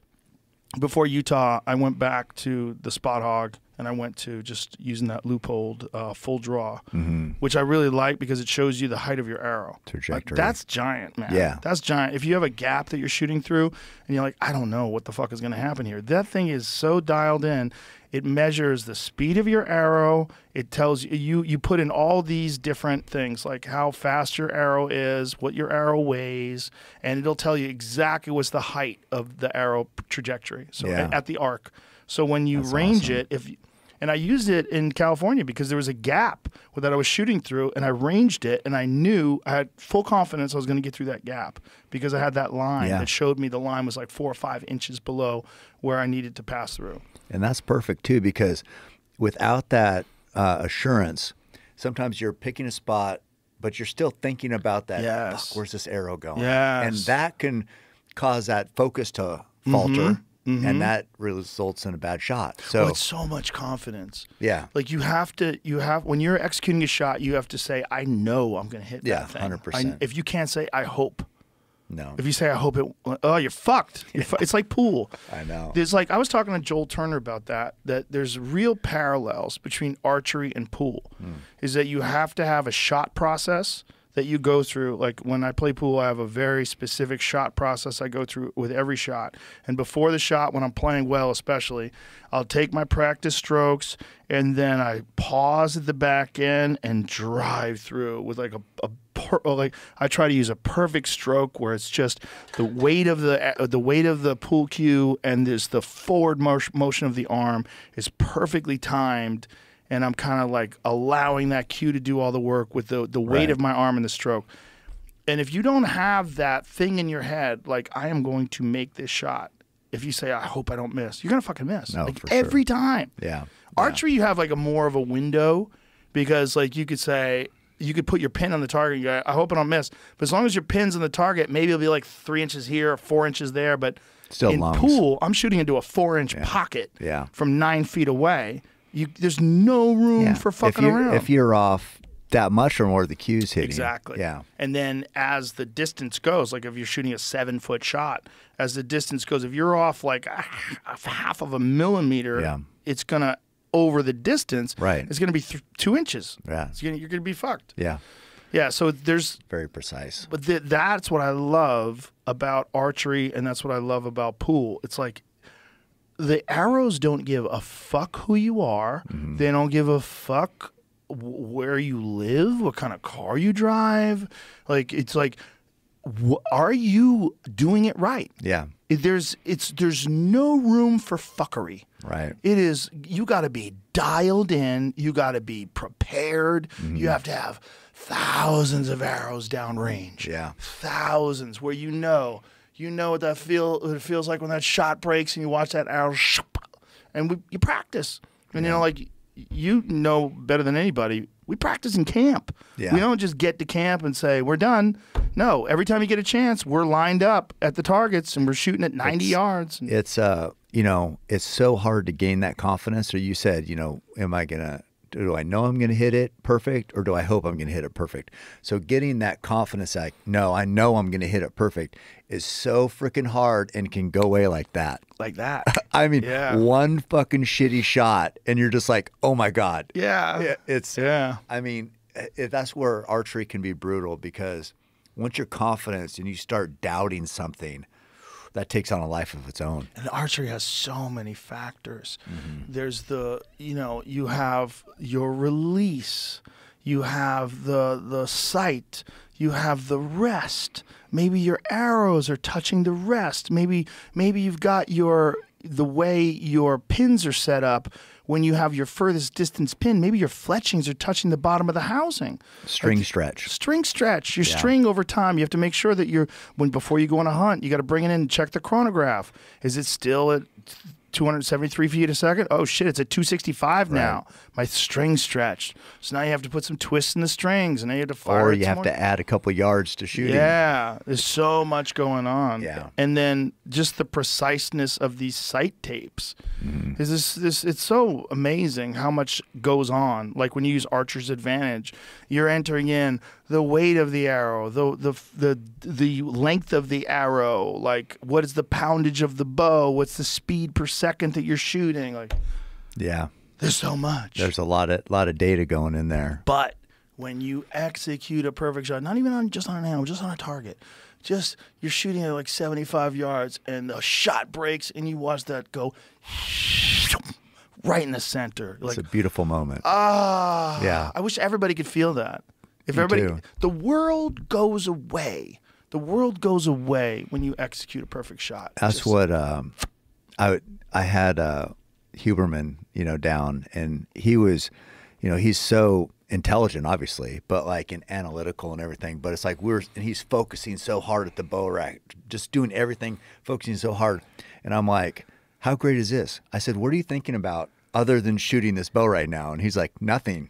I'm like, that's it. Yeah, Can't. That's what's so beautiful about it. It's like people say therapeutic and all this, but it is, because you can't be, if you're distracted, you're not going to hit anywhere close to what you want. No. Or not consistently. You might get lucky, but it's one of those things that takes all your focus, which is so freeing.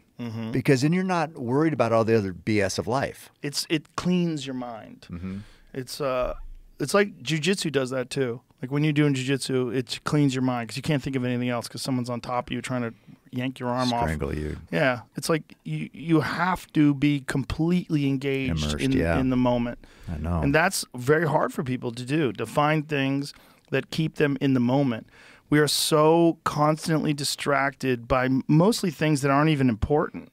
Like I can't tell you how many times I'm up at night worried about, I mean, it is a concern, but I'm worried about Ukraine and I'm worried about, Israel and Palestine. And I worry about nuclear war. I worry about chaos. I worry about the fact they're sending these young men to go and die in these wars. And some people are so flippant about it. It's so easy for them.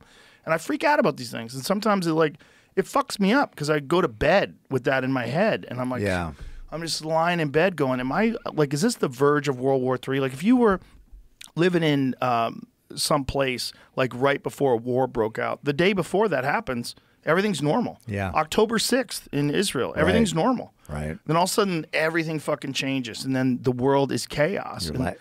World's upside down.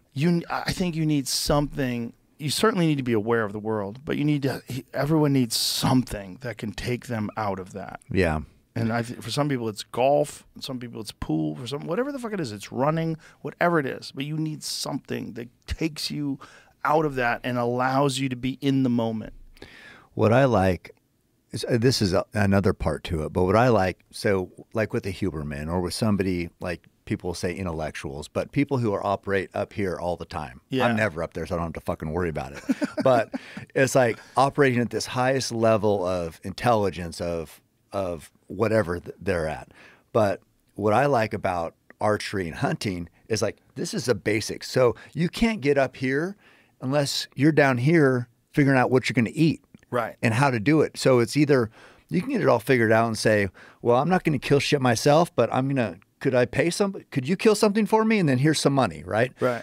Somebody still has to do the bottom shit. But I think I told Andrew, I'm like, God, if you could, obviously you're up here all the time, but if you could also understand the bottom, what it takes to kill and get out there, carry a rock up a fucking mountain, do that hard, gritty, lower level shit. And imagine what you could, because I always say, I would love for you to have your perspective to be able to explain what hunting is in your way. Yeah. Because I can't. I can do it like what I've been doing my whole life. Right. But somebody who operates up here all the time could also understand the basics of survival. God, imagine what enlightenment he might be able to shine on why we hunt. Yeah, he would definitely be able to have a very unique perspective with his mind. And that's what Peter Attia brings to the table. Because Peter has become obsessed with bow hunting over the last few years. And he's so fucking fascinating because he and I will have these conversations where we'll talk about broadheads and this and that, all these different things. And he'll shoot an animal and then he will make a video where he does an autopsy. Right. And he breaks it down and uses terms I don't even understand what the fuck he's talking about. All these different, different types of hemorrhaging and this and that and what the area of the lung it hit, and this is why it took so long for it to die, and this is why it died quickly because it severed these arteries and caused massive hemorrhaging. And that's super interesting. I don't get any of that shit. I mean, I get the major organs, and I know what happens if an arrow goes through there. But within those organs, like you're saying, different parts of the lungs, it's who knows what. And like he's breaking it down as a surgeon. Even like with Huberman, we're in the bow rack, and he's like talking about. We had it on the lift, run, shoot episode, but he says something like, "Oh, like on skateboarding, you can switch stance, like left foot forward, right foot forward type thing." He goes, "Can you do that with the bow, like left hand, right hand?" And I was like, "No, that's your dominant eye. You got to use your dominant eye." And so he starts to explain why prey animals with their eyes on the side. If you're not moving, they can't see, you're basically invisible because they have to be able to see that movement, and sometimes they'll go like this to like use both eyes.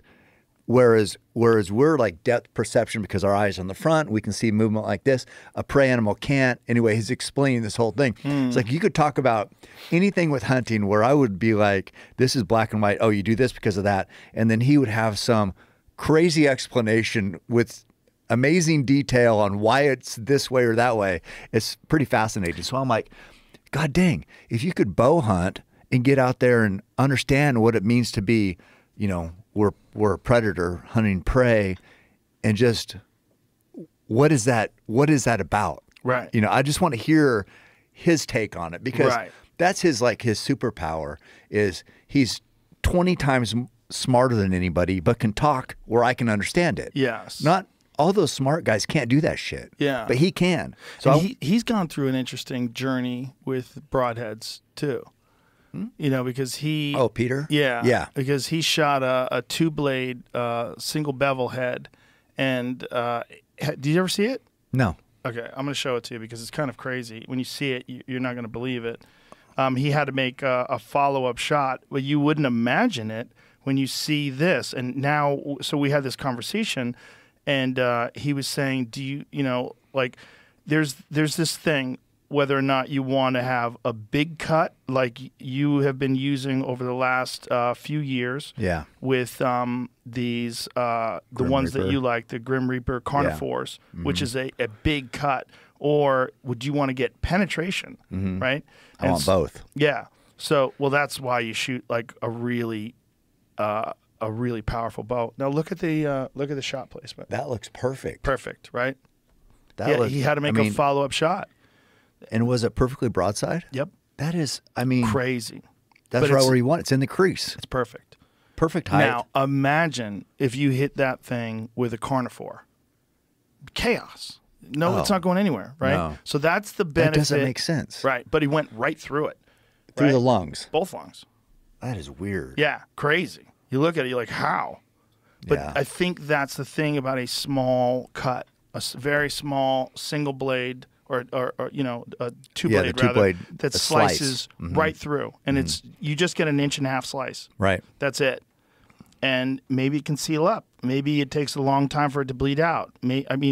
Yeah. Whatever it is. But when you have something like, one of the things we were talking about was these tooth of the arrows. So I sent him these images that I got from this is a guy named John Lusk, and he has these very interesting videos where he does all these tests on Penetration, broadheads, everything. He's got like a whole system to it. He's very scientific about it. But look at the fucking holes that those tooth of the arrows make. That's the XL 4-blade, which Is this makes through steel? Through steel, 4 inches of cut, and it makes a canal. This wound channel is not healing. That's is not closing up. sealing up. You're going That's to not get blood closing up. out of that thing. People don't see And it. That's what it looks like. And Can you that's see the that, Jamie? goal is, to kill with an arrow, Yeah. you need hemorrhage. Right. And that type of hemorrhage, that type of wound channel is going to allow that animal to expire quick. I mean, it's going to die fast in seconds. That's what we want. And also, one of the things that he showed in his explanations or his videos, John Lusk did, which I'm very interested about with this tooth of the arrow broadhead, is that it got incredible penetration too. So he does this test where he shoots them into styrofoam or layers of cardboard. Right. And I think this 125 grain one had the record. It went through 75 layers or 73 layers of cardboard, which is insane. That's a lot of layers. I wonder how heavy is the arrow? I'm not sure. You know? I'm not sure. Yeah, because that makes a big difference. Makes a going big difference. Penetration. Yeah. But it's just, he uses a standard setup. He uses a 72 It's pound still, bow. If it's the same with every 27 head, inch draw. Yeah, and same with every head. one's out penetrating the others, Exactly. that means something. Yeah, Exactly. regardless of what. And it has 4 blades as opposed to 2. So you're getting double the cut at least. Yeah, I always think that. So if you have a 2-blade and the animal is, say, 2 foot wide, that's 48 inches of cut. Right. If you got 4, that's 96 inches of hemorrhage. Big difference. Big difference. Big difference. Imagine a 96 inch cut, how Right. much that's going to bleed. Yeah, and it's a channel through the body. So if you get a pass through, that thing's spraying off both sides. And then maybe even more importantly, what you do and what I do is we lift weights. So we're strong. So we can pull back a heavy bow. And so now you're shooting a really powerful 80-plus pound bow that is launching this 520 grain arrow at 300 feet a second. So when it does hit, it's a tremendous amount of momentum and force. And it's just boom, blowing through everything. Yeah. So when people say, oh, you don't need that kind of pull back, that kind of weight, I've heard that stupid shit so many times. It drives me nuts. Yeah. And it's just people that are trying to make an excuse for why they're not strong. Yeah. Well, you don't need 60 pounds then. Because why do you need 60 pounds? And by the way, 60 pounds for you is probably harder than 90 pounds is for me because you don't work out. And what I always say is, I shoot 90, you shoot 60, 70. I will kill every animal you'll kill if you hit it the same place. You won't kill every animal I'll kill. Yes. That's all there's to it. That's all there is to it. I'll go through more shit and still kill it than you will, but every arrow that you shoot that kills, mine would do the same thing. There's no argument that having less power is good. It doesn't make any sense. The whole idea is maximum lethality and the maximum amount of, you want a humane kill where it kills it quickly and ethically. So that means you have to be fucking super dedicated to your practice, and I think you should be super dedicated to your fitness. And you should be doing rows every fucking day, building those back muscles so that when you do pull back 70 pounds, 80 pounds, whatever, it's not hard. Yeah. It seems pretty simple. Yeah. You know, like there's a video of me pulling back that 95-pound bow that Dudley made me, that squirrely bow that I had a couple of years ago. That thing was ridiculous. But I pull that fucker back easy. Yeah. I can do, because I lift a lot of weights. I lift all the time. I'm constantly doing chin-ups. I do weighted chin-ups. I do chin-ups with a 25-pound vest. I do all these things. You train. Yeah, so I get ready for it. Train to be at your best. So like, oh, you don't need that. Shut the fuck up, pussy. I know what you're doing. I know why you're saying it. The only reason why anyone would say that is to try to make up for the fact that they're not strong. Yeah. That's all it is. That's it. You know, and, you know, hunters, love them, love bow hunters, love this whole community. But God, we are so judgmental. Some are. I mean, and they're a loud voice. But it's a small percentage. It is, but it's like, yeah, it just doesn't make any sense. And it's hard too, because when you're so passionate about something, people do talk shit about you. You take it like it means something, because like, God, I'm pouring fucking everything I have into this, and you're talking, it's still not good enough. Right. So I had this guy the other day. He's like, why don't you go into the Eagle Cap and pack in and kill a bull by yourself? Oh, like you did for 20 years? Oh, I mean, and it's like, it got me thinking, it's like, it's never enough. Right. It doesn't matter.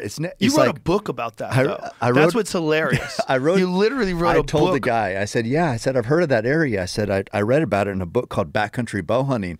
I can't remember who wrote it, but it's a pretty good book. And I mean, so the point is like, I've been doing this my whole life. I started doing that. I don't know how many bulls I've killed, from backcountry, do it yourself, to now some of the best elk in 400-inch bulls, done the whole thing.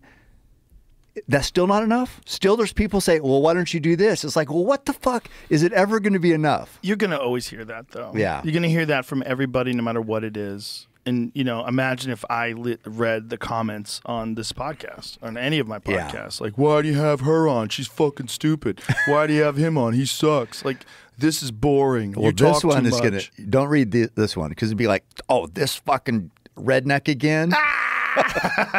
I'm like, hey, guys, I didn't ask. I've never asked to be on here, have I? No, you're my friend. I want you to come on. Plus, we had to get you stem cells. I didn't ask. It's not my fault. If it was up to me, I wouldn't be here. Shut the fuck up. You like being here. Come on, man. It's fun. We have a good time. No, I'm just not good at podcasting. You are great at podcasting. You're full of shit, and now you do your own. You lying son of a bitch. Not good at it. You're good at it, man. No, I'm not good. You're good at it. You are good at it. It's a fun thing to do. And look, it's not for everybody, but this podcast isn't for everybody either. Yeah. It can't be. You can't make something for everybody. You have to do your best. And I think the best way to do your best is to not listen to all the criticism. Because you are also as well. You're very self-critical. We're both very self-critical. And I think that's important. But that's also why criticism hurts, because you take it to heart and then you get upset. And you're like, I do so much. you can't You're make like, guys, everybody I'm happy. trying my best. I'm trying my best, guys. I really am trying my best, and I Yeah. know you are too. Yeah. I try my best at everything I do, and I fuck up all the time at everything, and that is just something you get from sticking your neck out. I mean, I started bow hunting in my 40s, and I'm obsessed with it. I mean, also as a famous person, like it's fucking, if you're gonna fuck something up, That's what I mean, it's so impressive because most people don't like that have had success in their whole life. You earned it, of course, but you've been at the highest level. To start all the way over at something with no experience. but it's so exciting. But That's the best thing to do. Most people wouldn't do that. Yeah, but they should. Yeah. I know that most people don't like to do that because they like to be impressive at things because it makes them feel good. But what makes me feel good is getting better at things I suck at, and learning new things that I suck at is very. I don't have any room for any more. Like right now, I'm all full, and I'm decent at bow hunting now. I've gotten to the point where I'm very accurate. I practice constantly. I put in a ton of work. I put in thousands and thousands and thousands of arrows every year.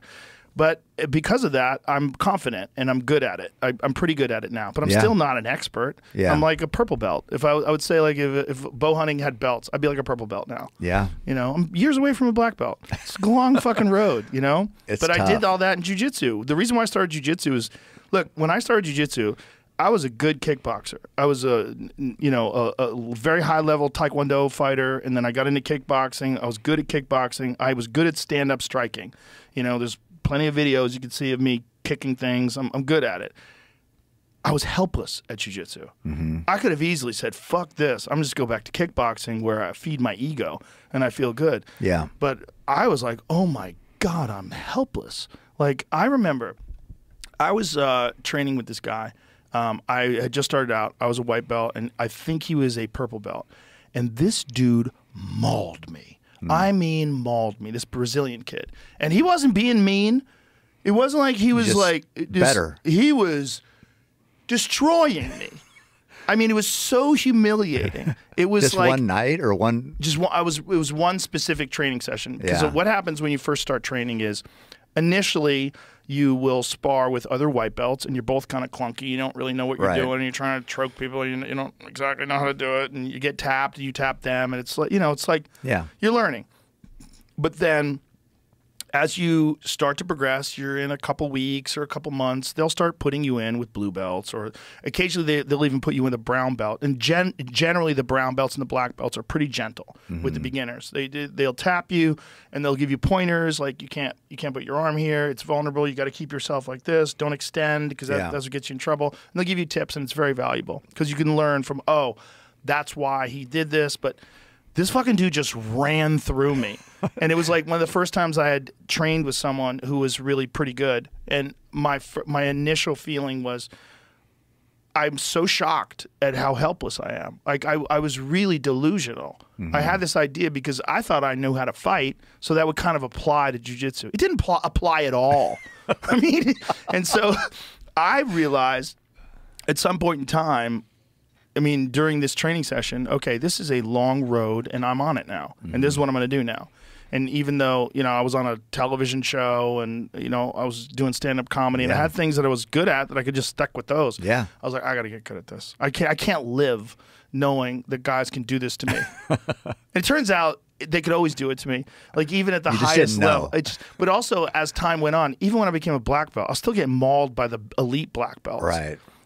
Like if I went and rolled with Marcelo Garcia or whenever I'd roll with Jean-Jacques Machado, you just feel kind of helpless. Yeah. It's like because their level is so much higher than your level that even at black belts, look at what Gordon Ryan does to everybody. Yeah. He takes the best black belts and make them look like they don't belong there with him. And he talks shit about it before he does it. He even writes down on a piece of paper how he's going to tap them. And then he seals the envelope and hands it to so he has in his mind, I'm going to get him in a triangle, and this is the only way I'm going to tap him. So all these other things he has to pass up on, all these other opportunities he passes up on just to set up a triangle. So he's setting it up 2, 3, 4, 5 steps ahead of them. So they think they're doing good, and all of a sudden, stop. Did you ever see him roll with Bo Nickel? Yeah, I It's did. a great match. Yeah. Great match. Bo Nickel's a bad man. But he caught him too. Yeah. He caught Bo Nickel, triangled him. Yeah. That's how good Gordon is. But that's the levels and levels and levels and levels and levels. But the only way you get that good is time. Yeah. Time and effort. And it's got to be so rewarding to be Gordon Ryan. I mean, I it bet. fucking must be amazing. I bet. Must be amazing to be that guy who stands head and shoulders above all the others. He gave us the Abu Dhabi belt, by the way. Oh, His that's Abu sick. Dhabi belt. It's up in our Yeah. studio. I Pretty love badass. I love how his confidence and his. He's how awesome. I mean, he drives people crazy. Yeah. But I just love that part. Well, that's also psychological warfare Yeah. too, because you're for so sure. upset that you can't. You Yeah. think I can't lose to this guy, but guess what? You don't have a choice because Well- he trains 365 days Yeah, a year. his coach is. I don't even know him. But John I've- Danaher. Yeah, I've listened to you talk about him and Yeah. listened to him on here, and it's like that is an unbreakable mindset, Yeah. basically. Well, Danaher is like a character from a movie. He doesn't exist in the real world because John Danaher was a philosophy professor at Columbia Right. who became obsessed with jiu-jitsu. Yeah. Incredible. And then was like literally sleeping on the mats and teaching people. And so he's operating mentally he's probably got 150 IQ. And he's operating at this insane level mentally, also just completely obsessed with what is the best way to progress in jiu-jitsu? What is the best way? What's the roadblocks? What's holding people up? What's holding people back? And it's what they decided at some point in time is that it's not just about training. It's about analyzing things. It's about breaking down technical aspects of things, watching video, discussing techniques, not just training hard, but thinking. So the amount of hours they put in a day, even though they're training 365 days a year, they're going at jiu-jitsu 5-6 hours a day. Well, and he watches tape too. That's right? all he does. Yeah. He wears rash guards everywhere. John Danaher, I don't even know if he has regular clothes. Yeah. He's a freak. I love that. I love. It's amazing. I mean, that's an outlier. I mean, one of one. That's what makes this world so interesting. Yes. Is people like that, characters like that. One of ones. Yeah. Yeah. It's called, what he calls it, there's a Japanese term. It's called Kaizen. Can you look that up, what the actual term means? But it's about the pursuit of excellence in one specific place, one specific avenue, one specific discipline. The So- constant pursuit of excellence. I mean, I don't know. Here it is. Oh. Kaizen is a Japanese term meaning change for the better or continuous improvement. It is a Japanese business philosophy that concerns the process that continuously improve operations and involve all employees. Kaizen sees improvement in productivity as a gradual and methodical process. I think there's other names for it that don't just apply to jiu-jitsu. I think it's old or rather. Let's hear him say it. Well, it's a 7-minute video. Well, let's just hear what he says. Just hear what he says. Your Instagram description said living in the spirit of Kaizen, and I was wondering why. Look, you he's got a have rash that guard there. on. It's something you've always thought about. You never Fucking know. freak. I'm a huge believer in the idea of small progressive movements towards goals. If you look at the course of an average day that we all go through, every so often, maybe 2 or 3 times in your life, there's one day which changes the direction of your life. But the vast majority of our days are unexceptional. They're just a boring, mundane day. You come home at the end of the day, and if someone asks you, what happened today? You would literally have to think back and be like, I'm not sure. That's probably a description of 95% of our days. So there's a chance in which you could drift through your life where only about 1 to 5% of your days have any real meaning, and that 95% of your life was a waste of time. And that's a tragedy. So we have to be very, very set on this idea that we have to maximize the use of all of our days if we're going to amount to anything in life. And that means at the end of every day, there has to be a concerted look on your part. What was the most significant thing that happened to me today, and how will it influence my life tomorrow? And if we can do this, your days become progressive. Most people live day to day where the events of yesterday have no bearing on the events of today, and the events of today have no bearing on the events of tomorrow. And this means your life will simply run in a flat line until the day you die. But if we make a concerted effort to build one day upon another, even if it's just a very small thing, and in most cases it will be a small thing. It's rare that we have a day where something monumental happens. Most days are not monumental, they're mundane. So on every one of these mundane days, we have to take one small little gem that happened. It may not be very big, something small, and add that to your performance tomorrow. And if we can do this over 10 years, something truly remarkable can happen. It's so easy just to let a day go and you say, I'll try again tomorrow. But until we get a sense of one day building upon another towards a goal, you'll never achieve anything. You'll just melt on, and 10 years will go by and you'll look back and say, what do I do? And what did I do? And there may not be anything significant behind you. So be intentional about doing something that's going to make your life better. Yeah. And that the whole notion of Kaizen is this crystallizes this idea that if I can improve my performance in any given area of my life by even a very small percentage point, and then add day by day, you get this compounding interest effect where at the end of 5 years, something quite remarkable may have happened. You may have literally reinvented yourself in 5 years. You may have an entirely new skill set which you didn't have previously. And so it's up to us to do this, because the natural tendency is for days just to run into each other until by the end of the week you're looking back and say, what happened this week? I don't know, it's just gone. And it's so easy to let that happen. There's so many distractions in life. There's so many things looking to grab your attention that you can lose a day, a week, a month, and even a year, even a decade. And it's up to us to ask, okay, well, what was significant and how is it going to be built into my life tomorrow? And how does this relate to the goals that I have? And if you can do this, this is the basic idea behind Kaizen. And you can do remarkable things, and you can reinvent yourself many times over the period of your life. It's my belief that it takes around 5 years of full-time training to develop world-class skills in most athletic endeavors. There are many, many examples of people beginning training and somewhere between 5 to 7 years after the onset of their training, competing at the highest levels of their given sport and getting within the top 5 athletes in the world. There are many, many examples of this. That's a clear signal that it takes around 5 to 7 years of full-time training to get to world-class level in sports.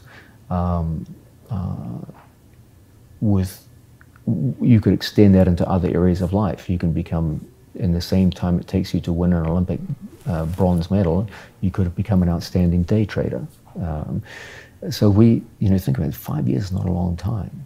That means we all have within us this ability to reinvent ourselves many times in the course of our life. If you start off at 20 years old, there's a lot of opportunities for you to change and adapt. Mm-hmm. That's it. Well, that guy's a treasure. Yeah, but somebody that introspective and with that perspective, and then coupled with somebody like Gordon Ryan, this incredible driven athlete, no wonder. Exactly. I mean, that combination, that's going to be tough to beat. Yeah, exactly. I mean, and the he's crazy so thing unique. is they put it out there for the whole world.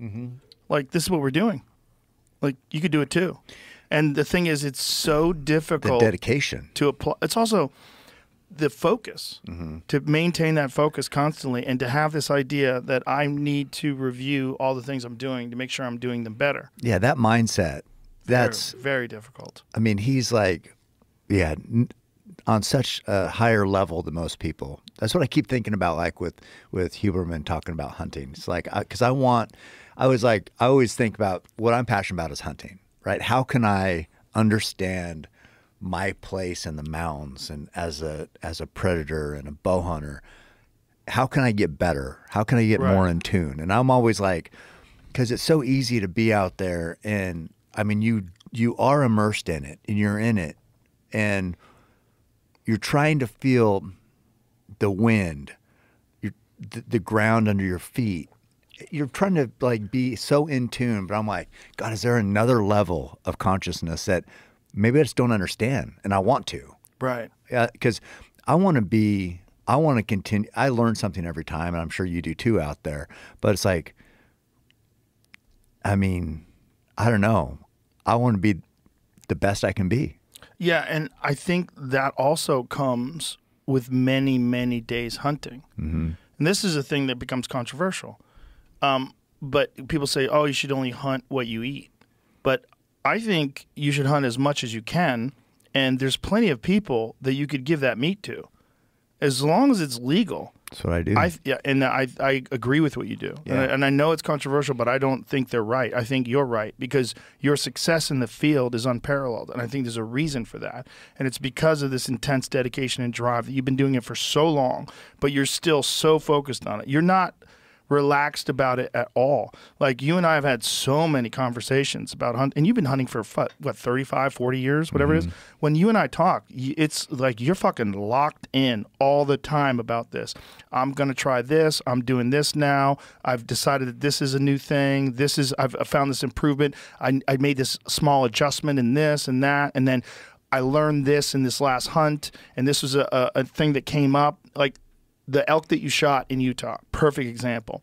What people need to understand is, even if you're right up close with an elk, and say if you have a 20-yard pin, so a 20-yard pin, really the arrow's not dropping very far in 20 yards, because these arrows are going very fast. It's only like a couple of seconds to get to 20 yards. It's not dropping very much. So you would think that you can shoot an elk that's 6 feet away, but it comes up. That's the thing. It goes off the bow and reaches a peak. Yeah. And so that's what happens when it's that close is your eye is here and the arrow's here. Right. So you're looking at where you want to hit with that 20, but the arrow's still down here. Right. It hasn't lifted up yet. Right. So to hit where you want at, like where that bull was, which was from here to the door, I'd aim up high with the 50-yard pin, and then the arrow's going to hit where you want it to. Right. If you hold 20, it's still low. It's going to go off the brisket, off the bottom of the chest. Right. I wouldn't have known that. I don't know that. Like, you needed to learn that. And that's just years and years in the field. Yeah. And what the hardest thing was, like, it happened like that. Like that. Because I thought that bull, he was coming in. So I had my sight set on 20 because I knew, oh, he's coming hot and heavy. He was bugling, crashing down through. So I set it on 20 real quick, and I'm sitting there. I made a mistake of sitting in the trail, but I thought he was coming straight down the ridge, and so I was going to draw back when he was like at 10 yards, stop him, whack. But he hit that trail, came right to me, and I'm sitting there on my knees in the trail. And I was at full draw, luckily, because I never wait for them to get close. I always draw early. He was where I am. Right. Yeah. Where you are. And so I'm like, all that happened in a split second. And then he was like looking over, looking for he heard the cow call, looking over, and then he's like, look down, whack. He saw you. It was second, like fractions of a second. See if find that video, but this is a perfect example of, this is something that you learn from many, many, many, many, many, many, many, many, many hunts. Yeah, many days. The hard thing there is not getting caught up in the moment, because it's so emotional and adrenaline. Right. So much adrenaline. A giant bull he's 7 foot tall right there, basically, and I'm on my knees, not getting. So here it is. Before I get too far. Let me see. No, this isn't it. No, this is a Roosevelt in Oregon. God, listen to that sound. I know. That sounds so amazing. Hey, look at Jelly Roll right there. Hey, Jelly Roll and Nelly. I know. Do you know how That's far awesome. along it was? Well, it's certainly on YouTube. Is it in your Instagram? Yeah, it's on. I think it's on YouTube. It's not in your Instagram? God, I don't think the shot was. So it's a very unusual situation. But you guys pulled it out too. It's like the 2 yard Utah bull. The thing is, it's like Every step. Oh, what happened? That's my theme song. That's Cam Haines by Schaefer. You have a song? Yeah. Shut the fuck up. No, it's a bow hunting song. Oh my God, I gotta hear this. No, play Schaefer, Cam Haines, Who's Schaefer? an artist. He wrote the song for me. Do you know him?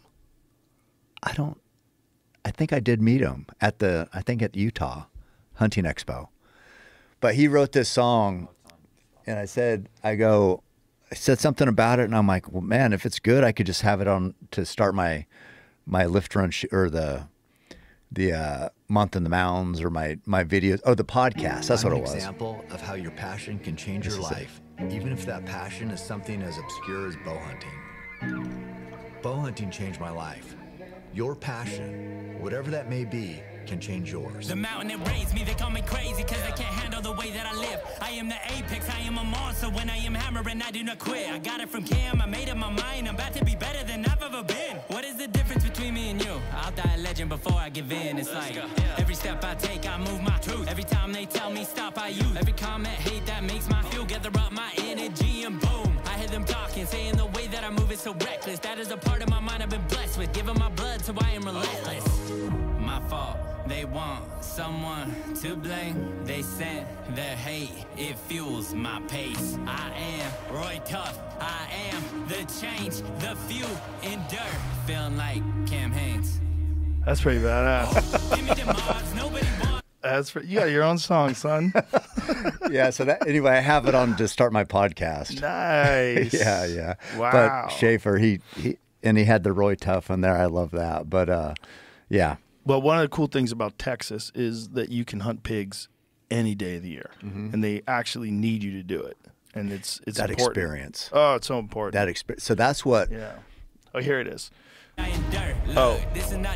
No, that's not the. See if you can find that shot, because the shot's crazy. That's what it said it was. Oh, it said it? Yeah. Oh, maybe it'll show you. Maybe it'll show it to you. 2-yard Utah bull. Yeah. Yeah. This is it. This is the most watched part of the video. Is the song playing? No, or is, that's why I was stopping. The oh, song was oh, actually. okay. I had to stop Yeah, the so song. Okay, this- so here it is. So was Rihanna doing the cow calling? Yeah. And she was And- behind you. In the filming, she's trying to film. So this bull. There's a bull. There's Here he me. comes. Yeah, that's literally as close as you are to me. Yeah. That was. And then the arrow. I mean, he's down. He's already dead. Yeah. But you can hear him like his last breaths right here.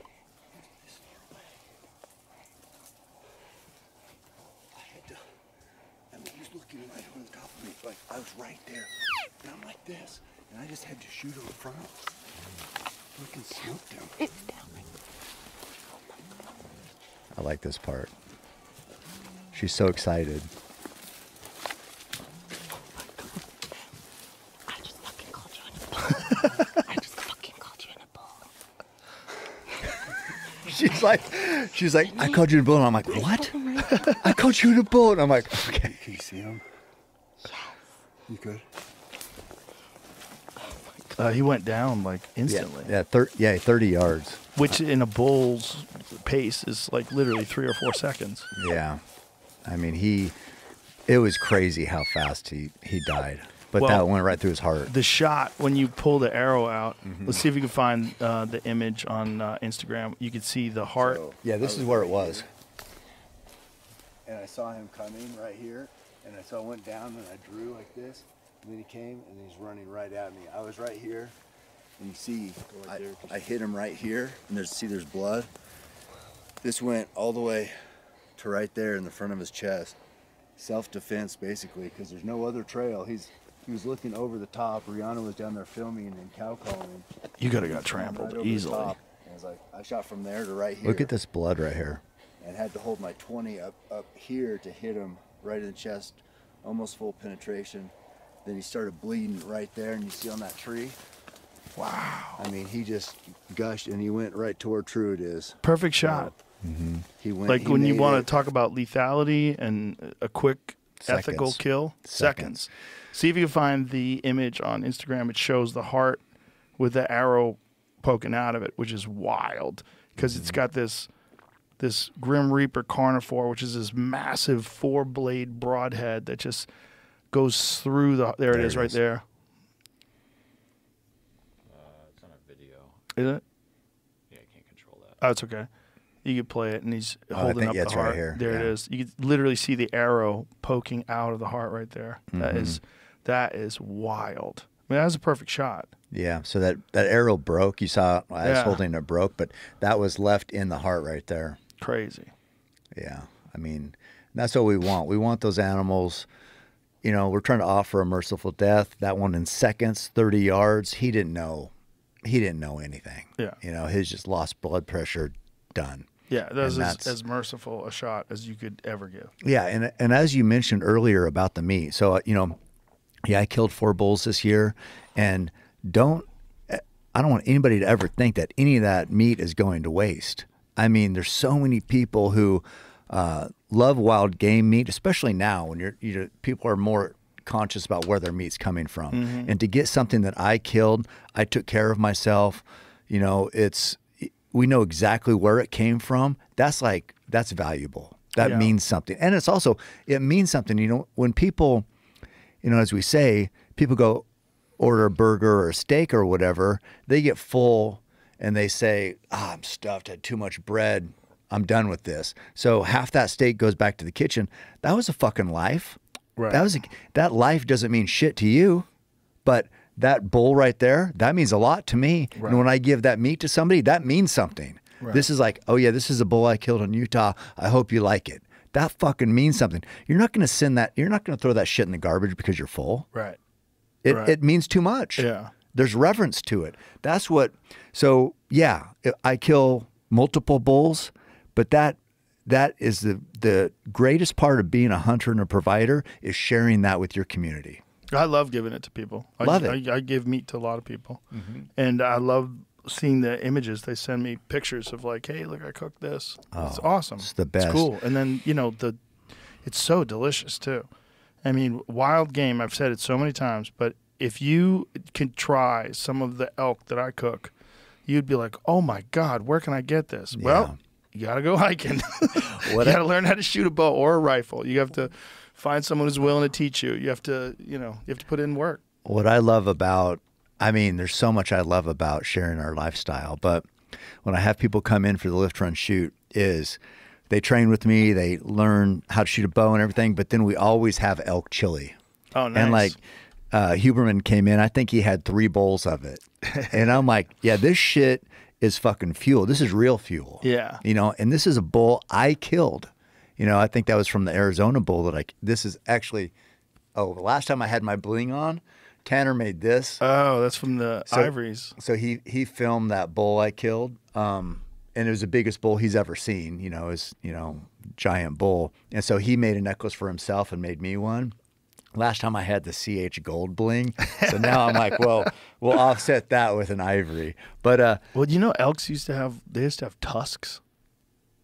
Oh yeah, I think they did. Yeah. Yeah, that's where it comes from. That ivory at one point in time was a massive tusk that elks used to have, and then they evolved. It went away. It's so cool. Just like, I mean, you know, bow hunting, especially, well, not just elk, anything, but it means so much. Yeah. And it's just like, it's who I am, you know? So when it's something that is that meaningful and you can share that, another example of that was I took Kat Bradley. She's a elite ultra runner, and she killed her first buck. And it's like the most special part, I haven't made a film on that yet, but is we had to run. We had to do the stalk in the rain, hustle. She made a perfect shot. We had to pack that. She had some weight on her back, packed out of this steep hole, worked her ass off.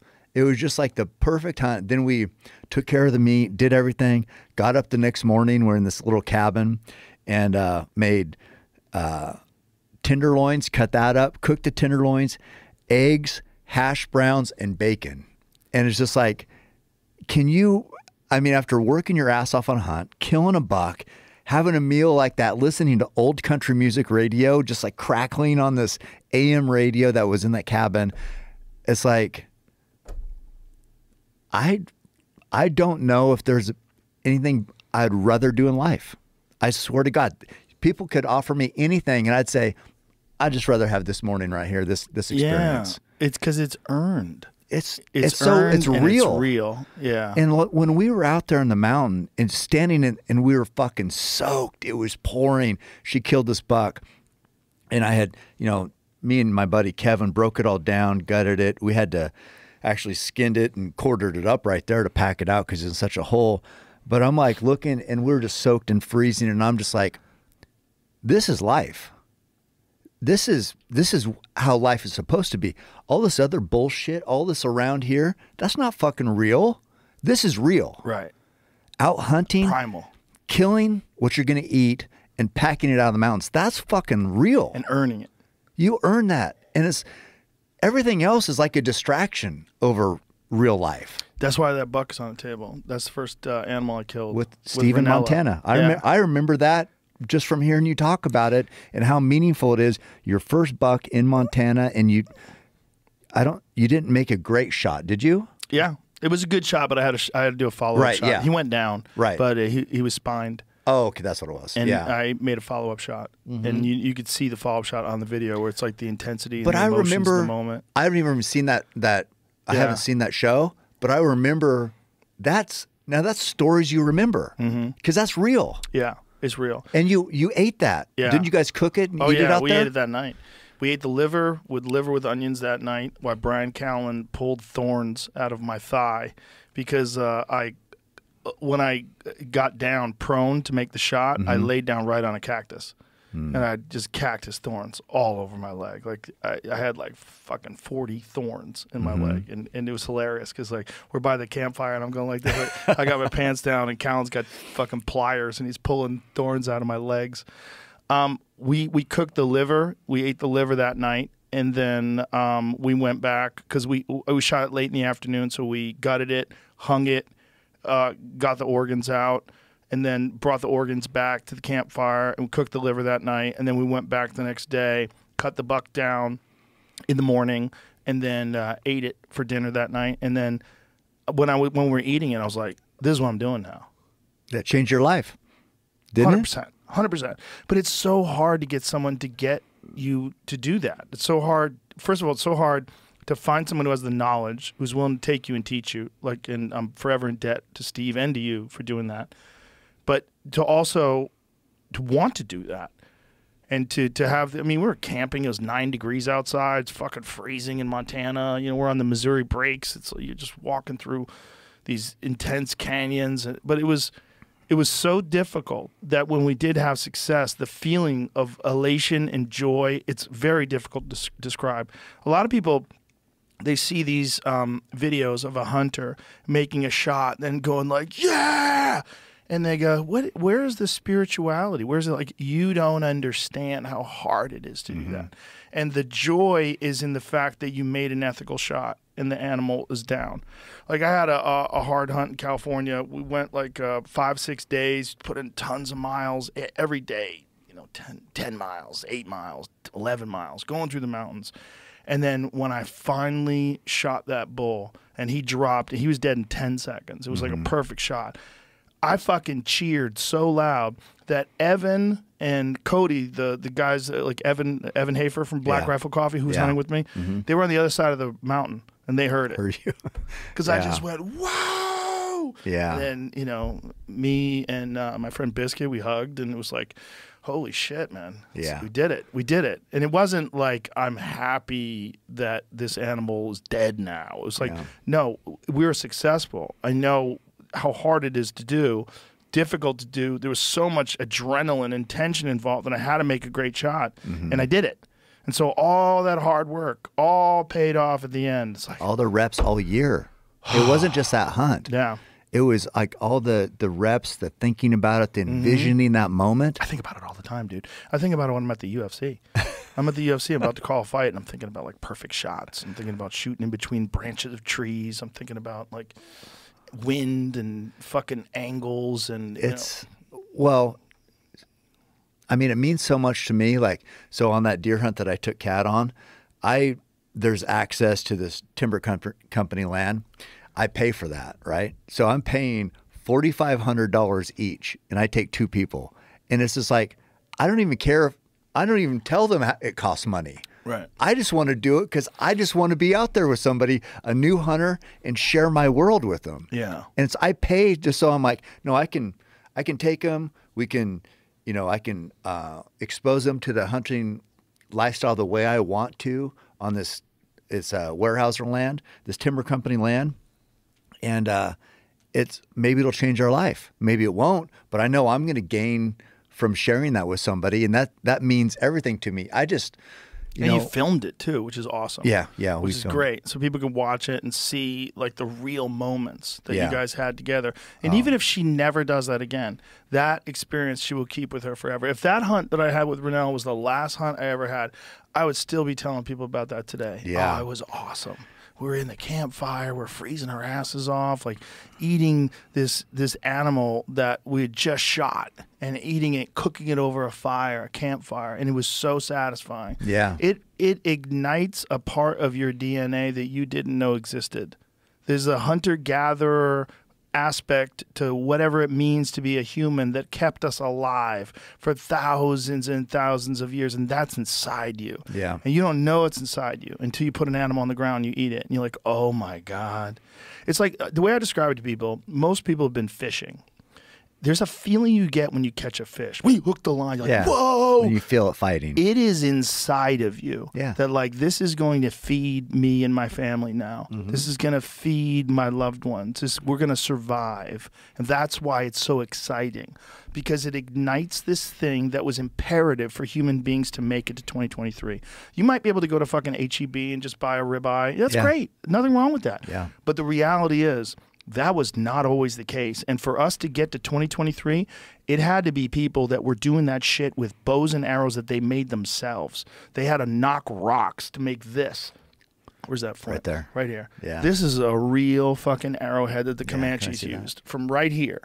This is from right here. I love this. I love the history of someone probably archery. sent that arrow into a whitetail. And then it probably passed through and dug into the dirt. And then someone dug it out of the dirt hundreds of years later. Yeah, that's incredible. And it's in pristine condition. And this was made by some person who painstakingly crafted this so that they could eat. That is a perfect head, too. Fucking amazing. This thing's amazing. Well, but it's like when I don't know, people who might not think hunting's for them, maybe it's not. But when that happens and you do kill, there is almost like the curtains pulled back. Yeah. And you're just like, holy shit. Yeah. This is survival. Yeah. And you didn't know it because that curtain's been closed. Right. Until you were that's why it's so meaningful to me. I buy those 2 hunts every year, and my goal is to always take somebody new. You know, just because it's like it's for me. It's not for them, but I can like twist it into like it'll help both of us. But it's enjoying the process of seeing someone experience it for the first time. I love it. Because you only experience it for the first time once.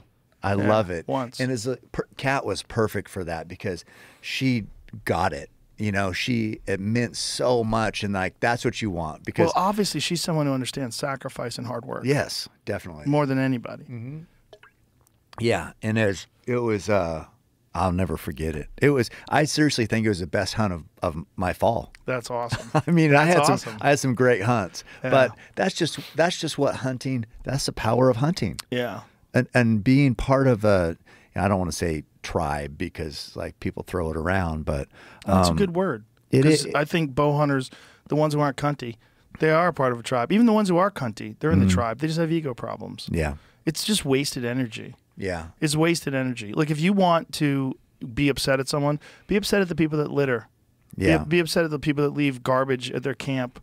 Be upset at those people because that's not cool. Don't be upset at fellow hunters. Right. Don't be upset at someone who's trying to spread this message. Yeah. And then there's the dumbest fucking people that don't like the fact that the trailheads are getting crowded now because so many people are getting into this. Well, find another trailhead, stupid.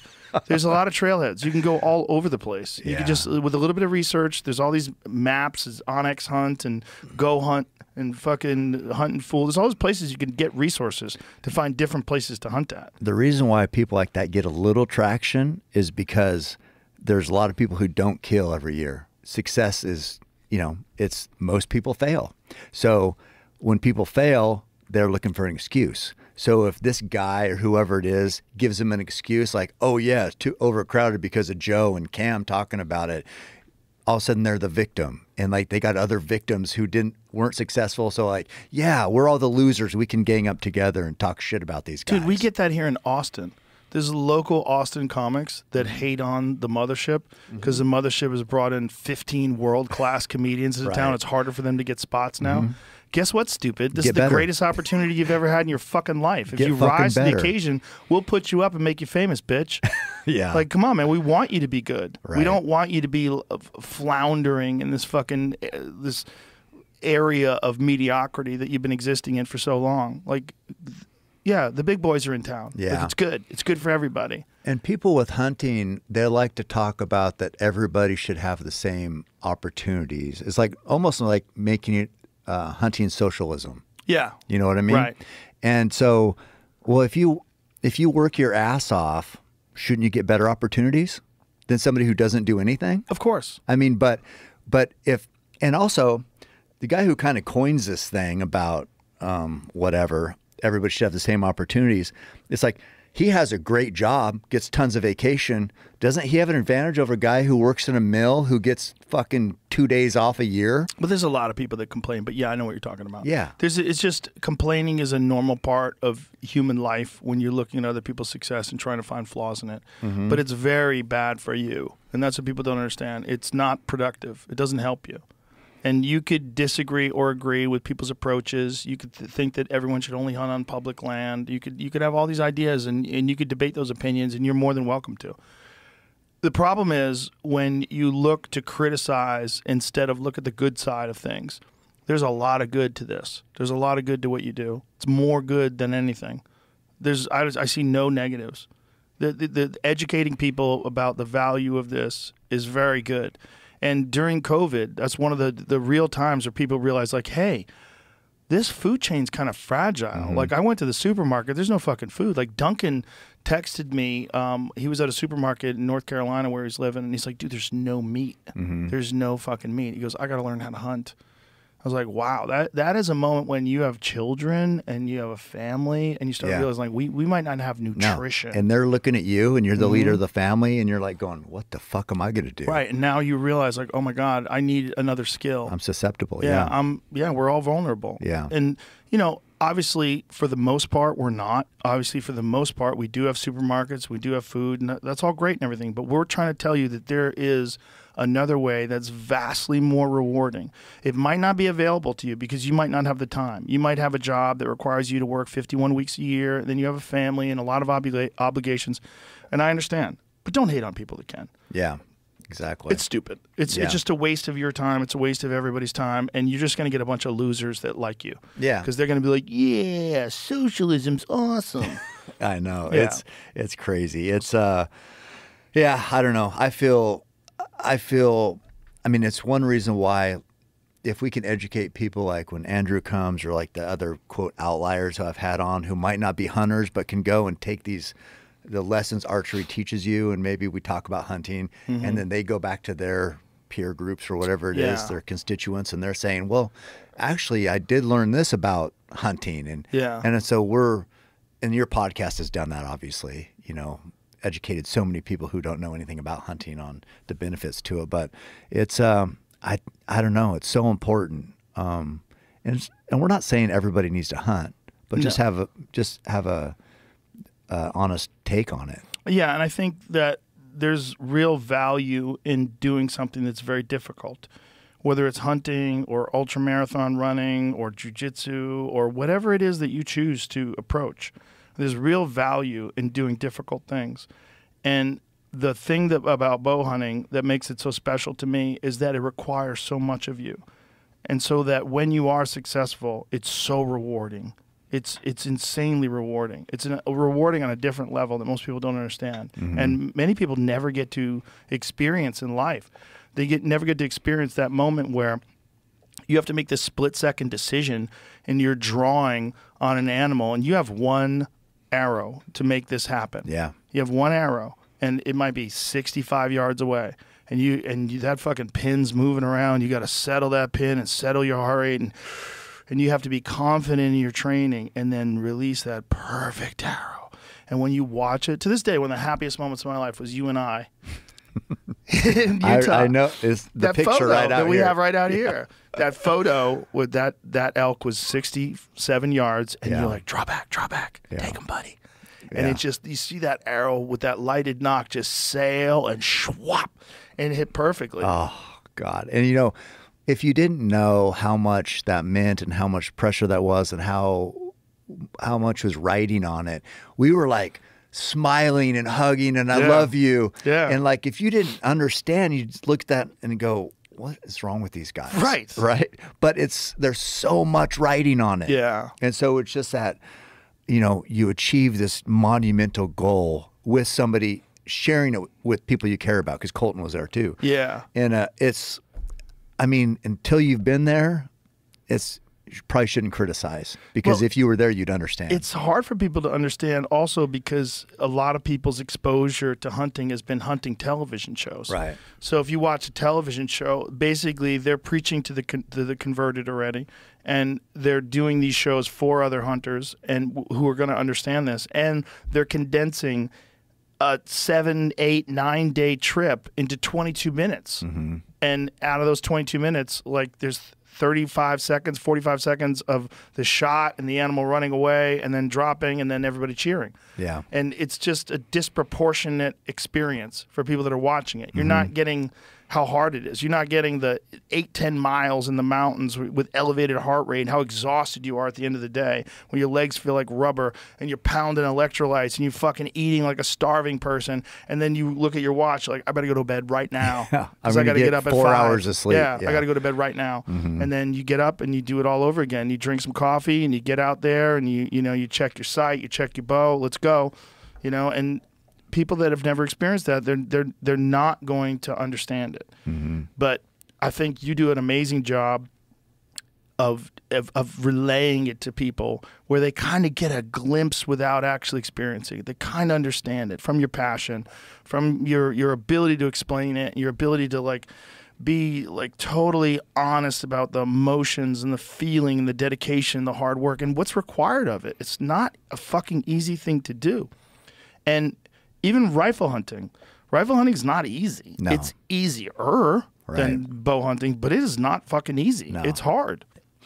Yeah, it's that presentation, especially nowadays, is important. And I was reminded of this. Went and trained with Rich Froning in Nashville, and he's bow hunting too now, right? He's bow hunting, but he killed a bear with a rifle in Colorado, and he's getting death threats and everything because he's a CrossFit, world's fittest man 4 times. He's a complete freak, but he's like been enamored with hunting now. And so he killed this bear this year, a big bear in Colorado, big boar. And he had a picture because he worked his ass off. He got, didn't kill a bull, I think the last 2 years, killed a cow with a rifle, but just, how hard hunting is. Yeah. And he's just trying to learn on his own out there. And so he gets this bear killed. He's happy. He's got a picture of this big bear and a big smile. And I just told him, I said, that is hard. That's hard for people. And I learned the hard way. It's like I made the same mistake too. So now I build the story. I share, the animals out there, the country out there. I don't share the kill shot till after I've shared breaking it down and the meat and what it means. And then at the end of all that, you'll see the kill shot. But because he's a new hunter and was fired up, he's a big smile with that bear, and that's the post. Yeah. And no fault of his. Like anybody would do that. But with social media, it's like they'll crucify you if that's all, and especially with the bear. And I told him, obviously he knows now. I didn't have to tell him anything. But bear and lions, it's a rough one. Mountain lions, yeah. You better be explaining that whole journey before you get to that kill shot. And I feel bad because nobody wants to read that, they want to kill you or kill your family because you killed some animal. But it's just, I've learned over the years that there's so many people like my page will get to 30 million people in a week. There's 14 million hunters. That means most of those people aren't hunters. I better be explaining part of it to them too. Yeah. And so that's and the a odds challenge. are that all 14 million hunters are looking at it. That's small too. Yeah. So there's probably only a couple million hunters. Right. Right. And most of it's probably non-hunters. Right. So it's like we have to think about that. Yeah. And like his group, a CrossFit group, of course they all eat meat. You know, you can't have that Right. muscle, but they still don't hunt. Right. So it's like that dance of explaining. And now he's so enamored with it. Like most of his podcasts now are hunting. And so people are like, wait, are you the CrossFit guy or the hunter? And like he just loves hunting now. It's all he thinks about. Well, he's a strong man. You know, he's Yeah. got a strong mind. He can navigate this.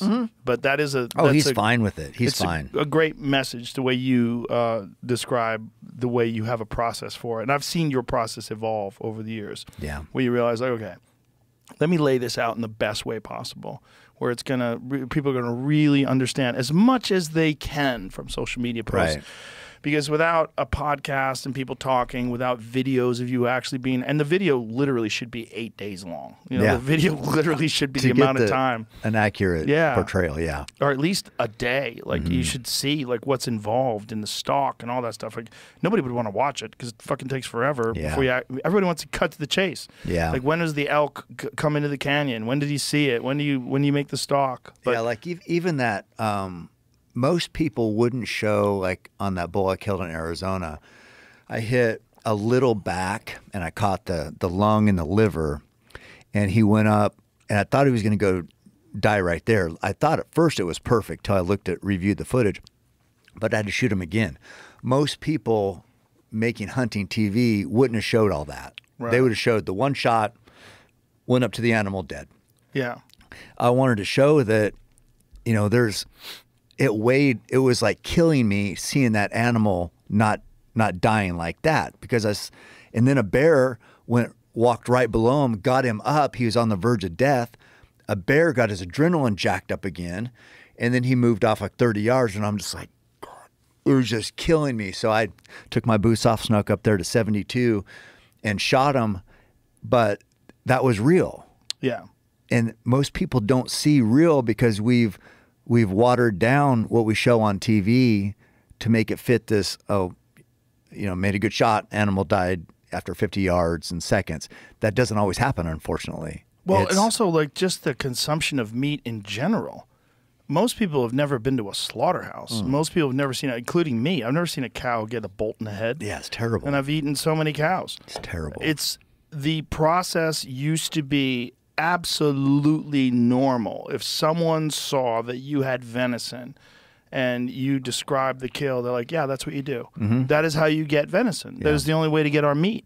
And everyone did it forever until the last 100 years, which is so crazy that it's become controversial over the last 100 years. Only now when we have other options and life's so comfortable. And places where it's not normal to hunt, but yet the average consumption of meat is very high, like the UK or Brazil. In Brazil, I have friends that have posted photos, that are from all around the world, and they get hate from these people from Brazil, which they're famous for steakhouses. Yeah, I know Brazilian steakhouse. Churrascarias are amazing. All the meat you want. Yeah, you literally all you can eat meat. Yeah. But they don't have a history of hunting. No. So because they don't have a history of hunting, they don't understand it. And they don't. Why would you do that when you could just go to the supermarket? And I say that it's terrible with the cow with the bolt through the head. I just feel bad. I don't like watching, even the animals I kill, I don't like watching them die. Yeah. I don't. I love animals. Yeah. So when I say it's awful for the cow, it's just I feel bad for it. That's it. Yeah. That's it. I understand it has to happen. I mean, I kill myself, but it's like doesn't mean that I enjoy the act of killing. No one enjoys the act of killing. You enjoy the success and the meat and the fact that it's done quickly and cleanly. And we've been guilty of this before, like kind of mentioning factory farms and not giving credit to ranchers that do it right. So it's not like every cattle operation is terrible. Right. I've had a bunch of ranchers on to sort of try to correct that and explain to people. So it's not that when I said it's terrible, I don't want any negative, because there's some great ranchers out there. And beef is like the staple of the meat that we eat here in this country. So we've got to do it right. Yeah, but it's just a symptom of the culture that we live in, that most of the time it's not done right. That's what's so crazy.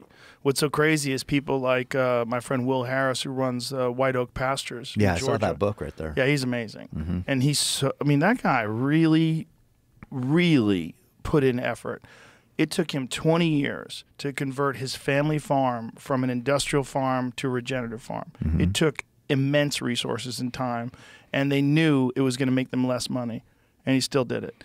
And he did it, and he's out there preaching the gospel and telling people that this is the way nature is supposed to be handled, and that what he does at his farm, which is an amazing place, is he recreates nature in a contained environment. And these animals all live naturally. The pigs live naturally. The chickens live naturally. He was explaining the entire process of it. It's incredible. Great. It's incredible. And it's very difficult to do. What he's done is pretty amazing. And he has friends that are running these industrial farms that are right next to him. And the difference in the impact, when you see like the impact that it has on the river system that he has near him, like the difference between his river with the runoff from his farm, which is nothing, to the one next to it, just like completely pollutes the river. And there's no regulations on that. There's no regulations on how much herbicides and pesticides and fucking industrial fertilizer just gets washed into the streams and chokes the fish to death. There's no one's paid attention to that. Well, and he's doing it right. That guy's doing it right, and kudos to him. And I try to highlight those people as much as possible. It's him or Joel Salatin, who runs Polyface Farms, and there's a bunch of great regenerative ranchers in here, right in Texas. And we get Rome Ranch, and we get a lot of our meat. If we buy steaks, we try to get it from those places. It's just, I'm getting fucking hungry. I'm getting hungry too. Yeah. I do. Before we wrap up, I got to say one more thing. Okay. We gotta give credit to Jelly Roll. I love that guy. I love Jelly Roll. No, we talked about him last time, and I think we even listened to his songs, but I finally saw him live. Oh, he's amazing. At the Opry. He was like the fucking, if I think about how nice he is, I could almost, I don't want to say I'm going to cry, but it's like he is so nice, dude. Yeah, he's a It's like he treated me like family. Yeah. We went out to dinner, and then even after the show, he goes, what'd you think of my family? He cares. Yeah. He is such a big-hearted person. And it was amazing how welcoming and kind and thoughtful, and puts on an amazing show, talks to the people, like makes people cry when he's talking to them in between songs because he's so heartfelt. Yeah. He's been through so much, but he's like, It was you and him and Nelly. That's awesome. And I don't know how he was back in the day, but all I know is I know he made mistakes. I know he's been in jail. I know he's whatever, but now I don't know a nicer, I don't know a better person. Yeah, he's been through a lot. He's incredible. He came out on the other end an amazing person. He's fucking nominated for 2 Grammys. I know. What a journey. What a journey. I just look at him like you would never imagine. Look at that guy. When you hear him sing, you're like, whoa. No, and what, Tanner mentioned this too. When people first see him, they're like, oh, he's got tattoos on his face. Tanner says after you get to talk, he goes, you don't even see the tattoos. Right. You see this pure soul. Yeah. And it's like, what tattoos? Yeah. I fucking don't see shit. So you get distracted by that at first, but when you talk to him and realize, what a loving person he is, you're just like, I don't see anything. Yeah. I see just this big-hearted man. That's the same thing with Post Malone. Yeah. Yeah, you got to meet him. He's amazing. I love that dude to death. He's so fucking talented, too. We saw him perform in Houston. My wife and I flew to Houston to watch one of his shows. Really? Oh, it was amazing. And then we were hanging out with him afterwards. Yeah. He wants to play Magic the Gathering. I don't know. Those artists, I don't know. There's different people, but they're so, I don't know. It's pretty inspiring. Yeah, he's very inspiring. When he gave me that platinum record and we posted it out there, you saw it. I did. It's couldn't incredible. Believe it. What a great gift. Well, here's another thing too. He said when he was a kid, he used to dream about having records like that. You know, like have it all. And he goes, what I want. So we went to the show at the Opry, but then the next day I had to go train with Rich. But then he said, can you meet for lunch at the Soho House or whatever? And I said, yeah. So he's like, I want you to sign my book. He's like, or your book. He had my Endure book. And he's like, I used to think that I wanted records on the wall. He goes, but now I want a book signed by you. That's what I want. And he had like gloves from, I think a fight. I can't remember whose gloves. like UFC gloves. But it's like that's what means something to him now, Yeah. not the personal accolades. Right. But I just, God, I can't talk enough positive about that guy. He's such a warm soul. The first time incredible. I met him at the mothership. He came there to see Yeah. Ron White, and I was that was when the club had first opened, and I was kind of there just hanging out, making sure everything was running right because we had just gotten open. And then they said, "Hey, Jelly Roll's here to see Ron White." And then you know where the green room is at the club? Mm-hmm. He was coming up the stairs, and I was walking out, and I saw him, and he just goes, "What's up?" And he's getting this big, giant hug. I'm like, oh, my God, this guy's everything I hoped he would be. He's amazing. There's beautiful people in the world, man. You know, you meet them. He's one of them. They change the way you feel about the way you interact with people. And he makes me. That's what I said when I got home.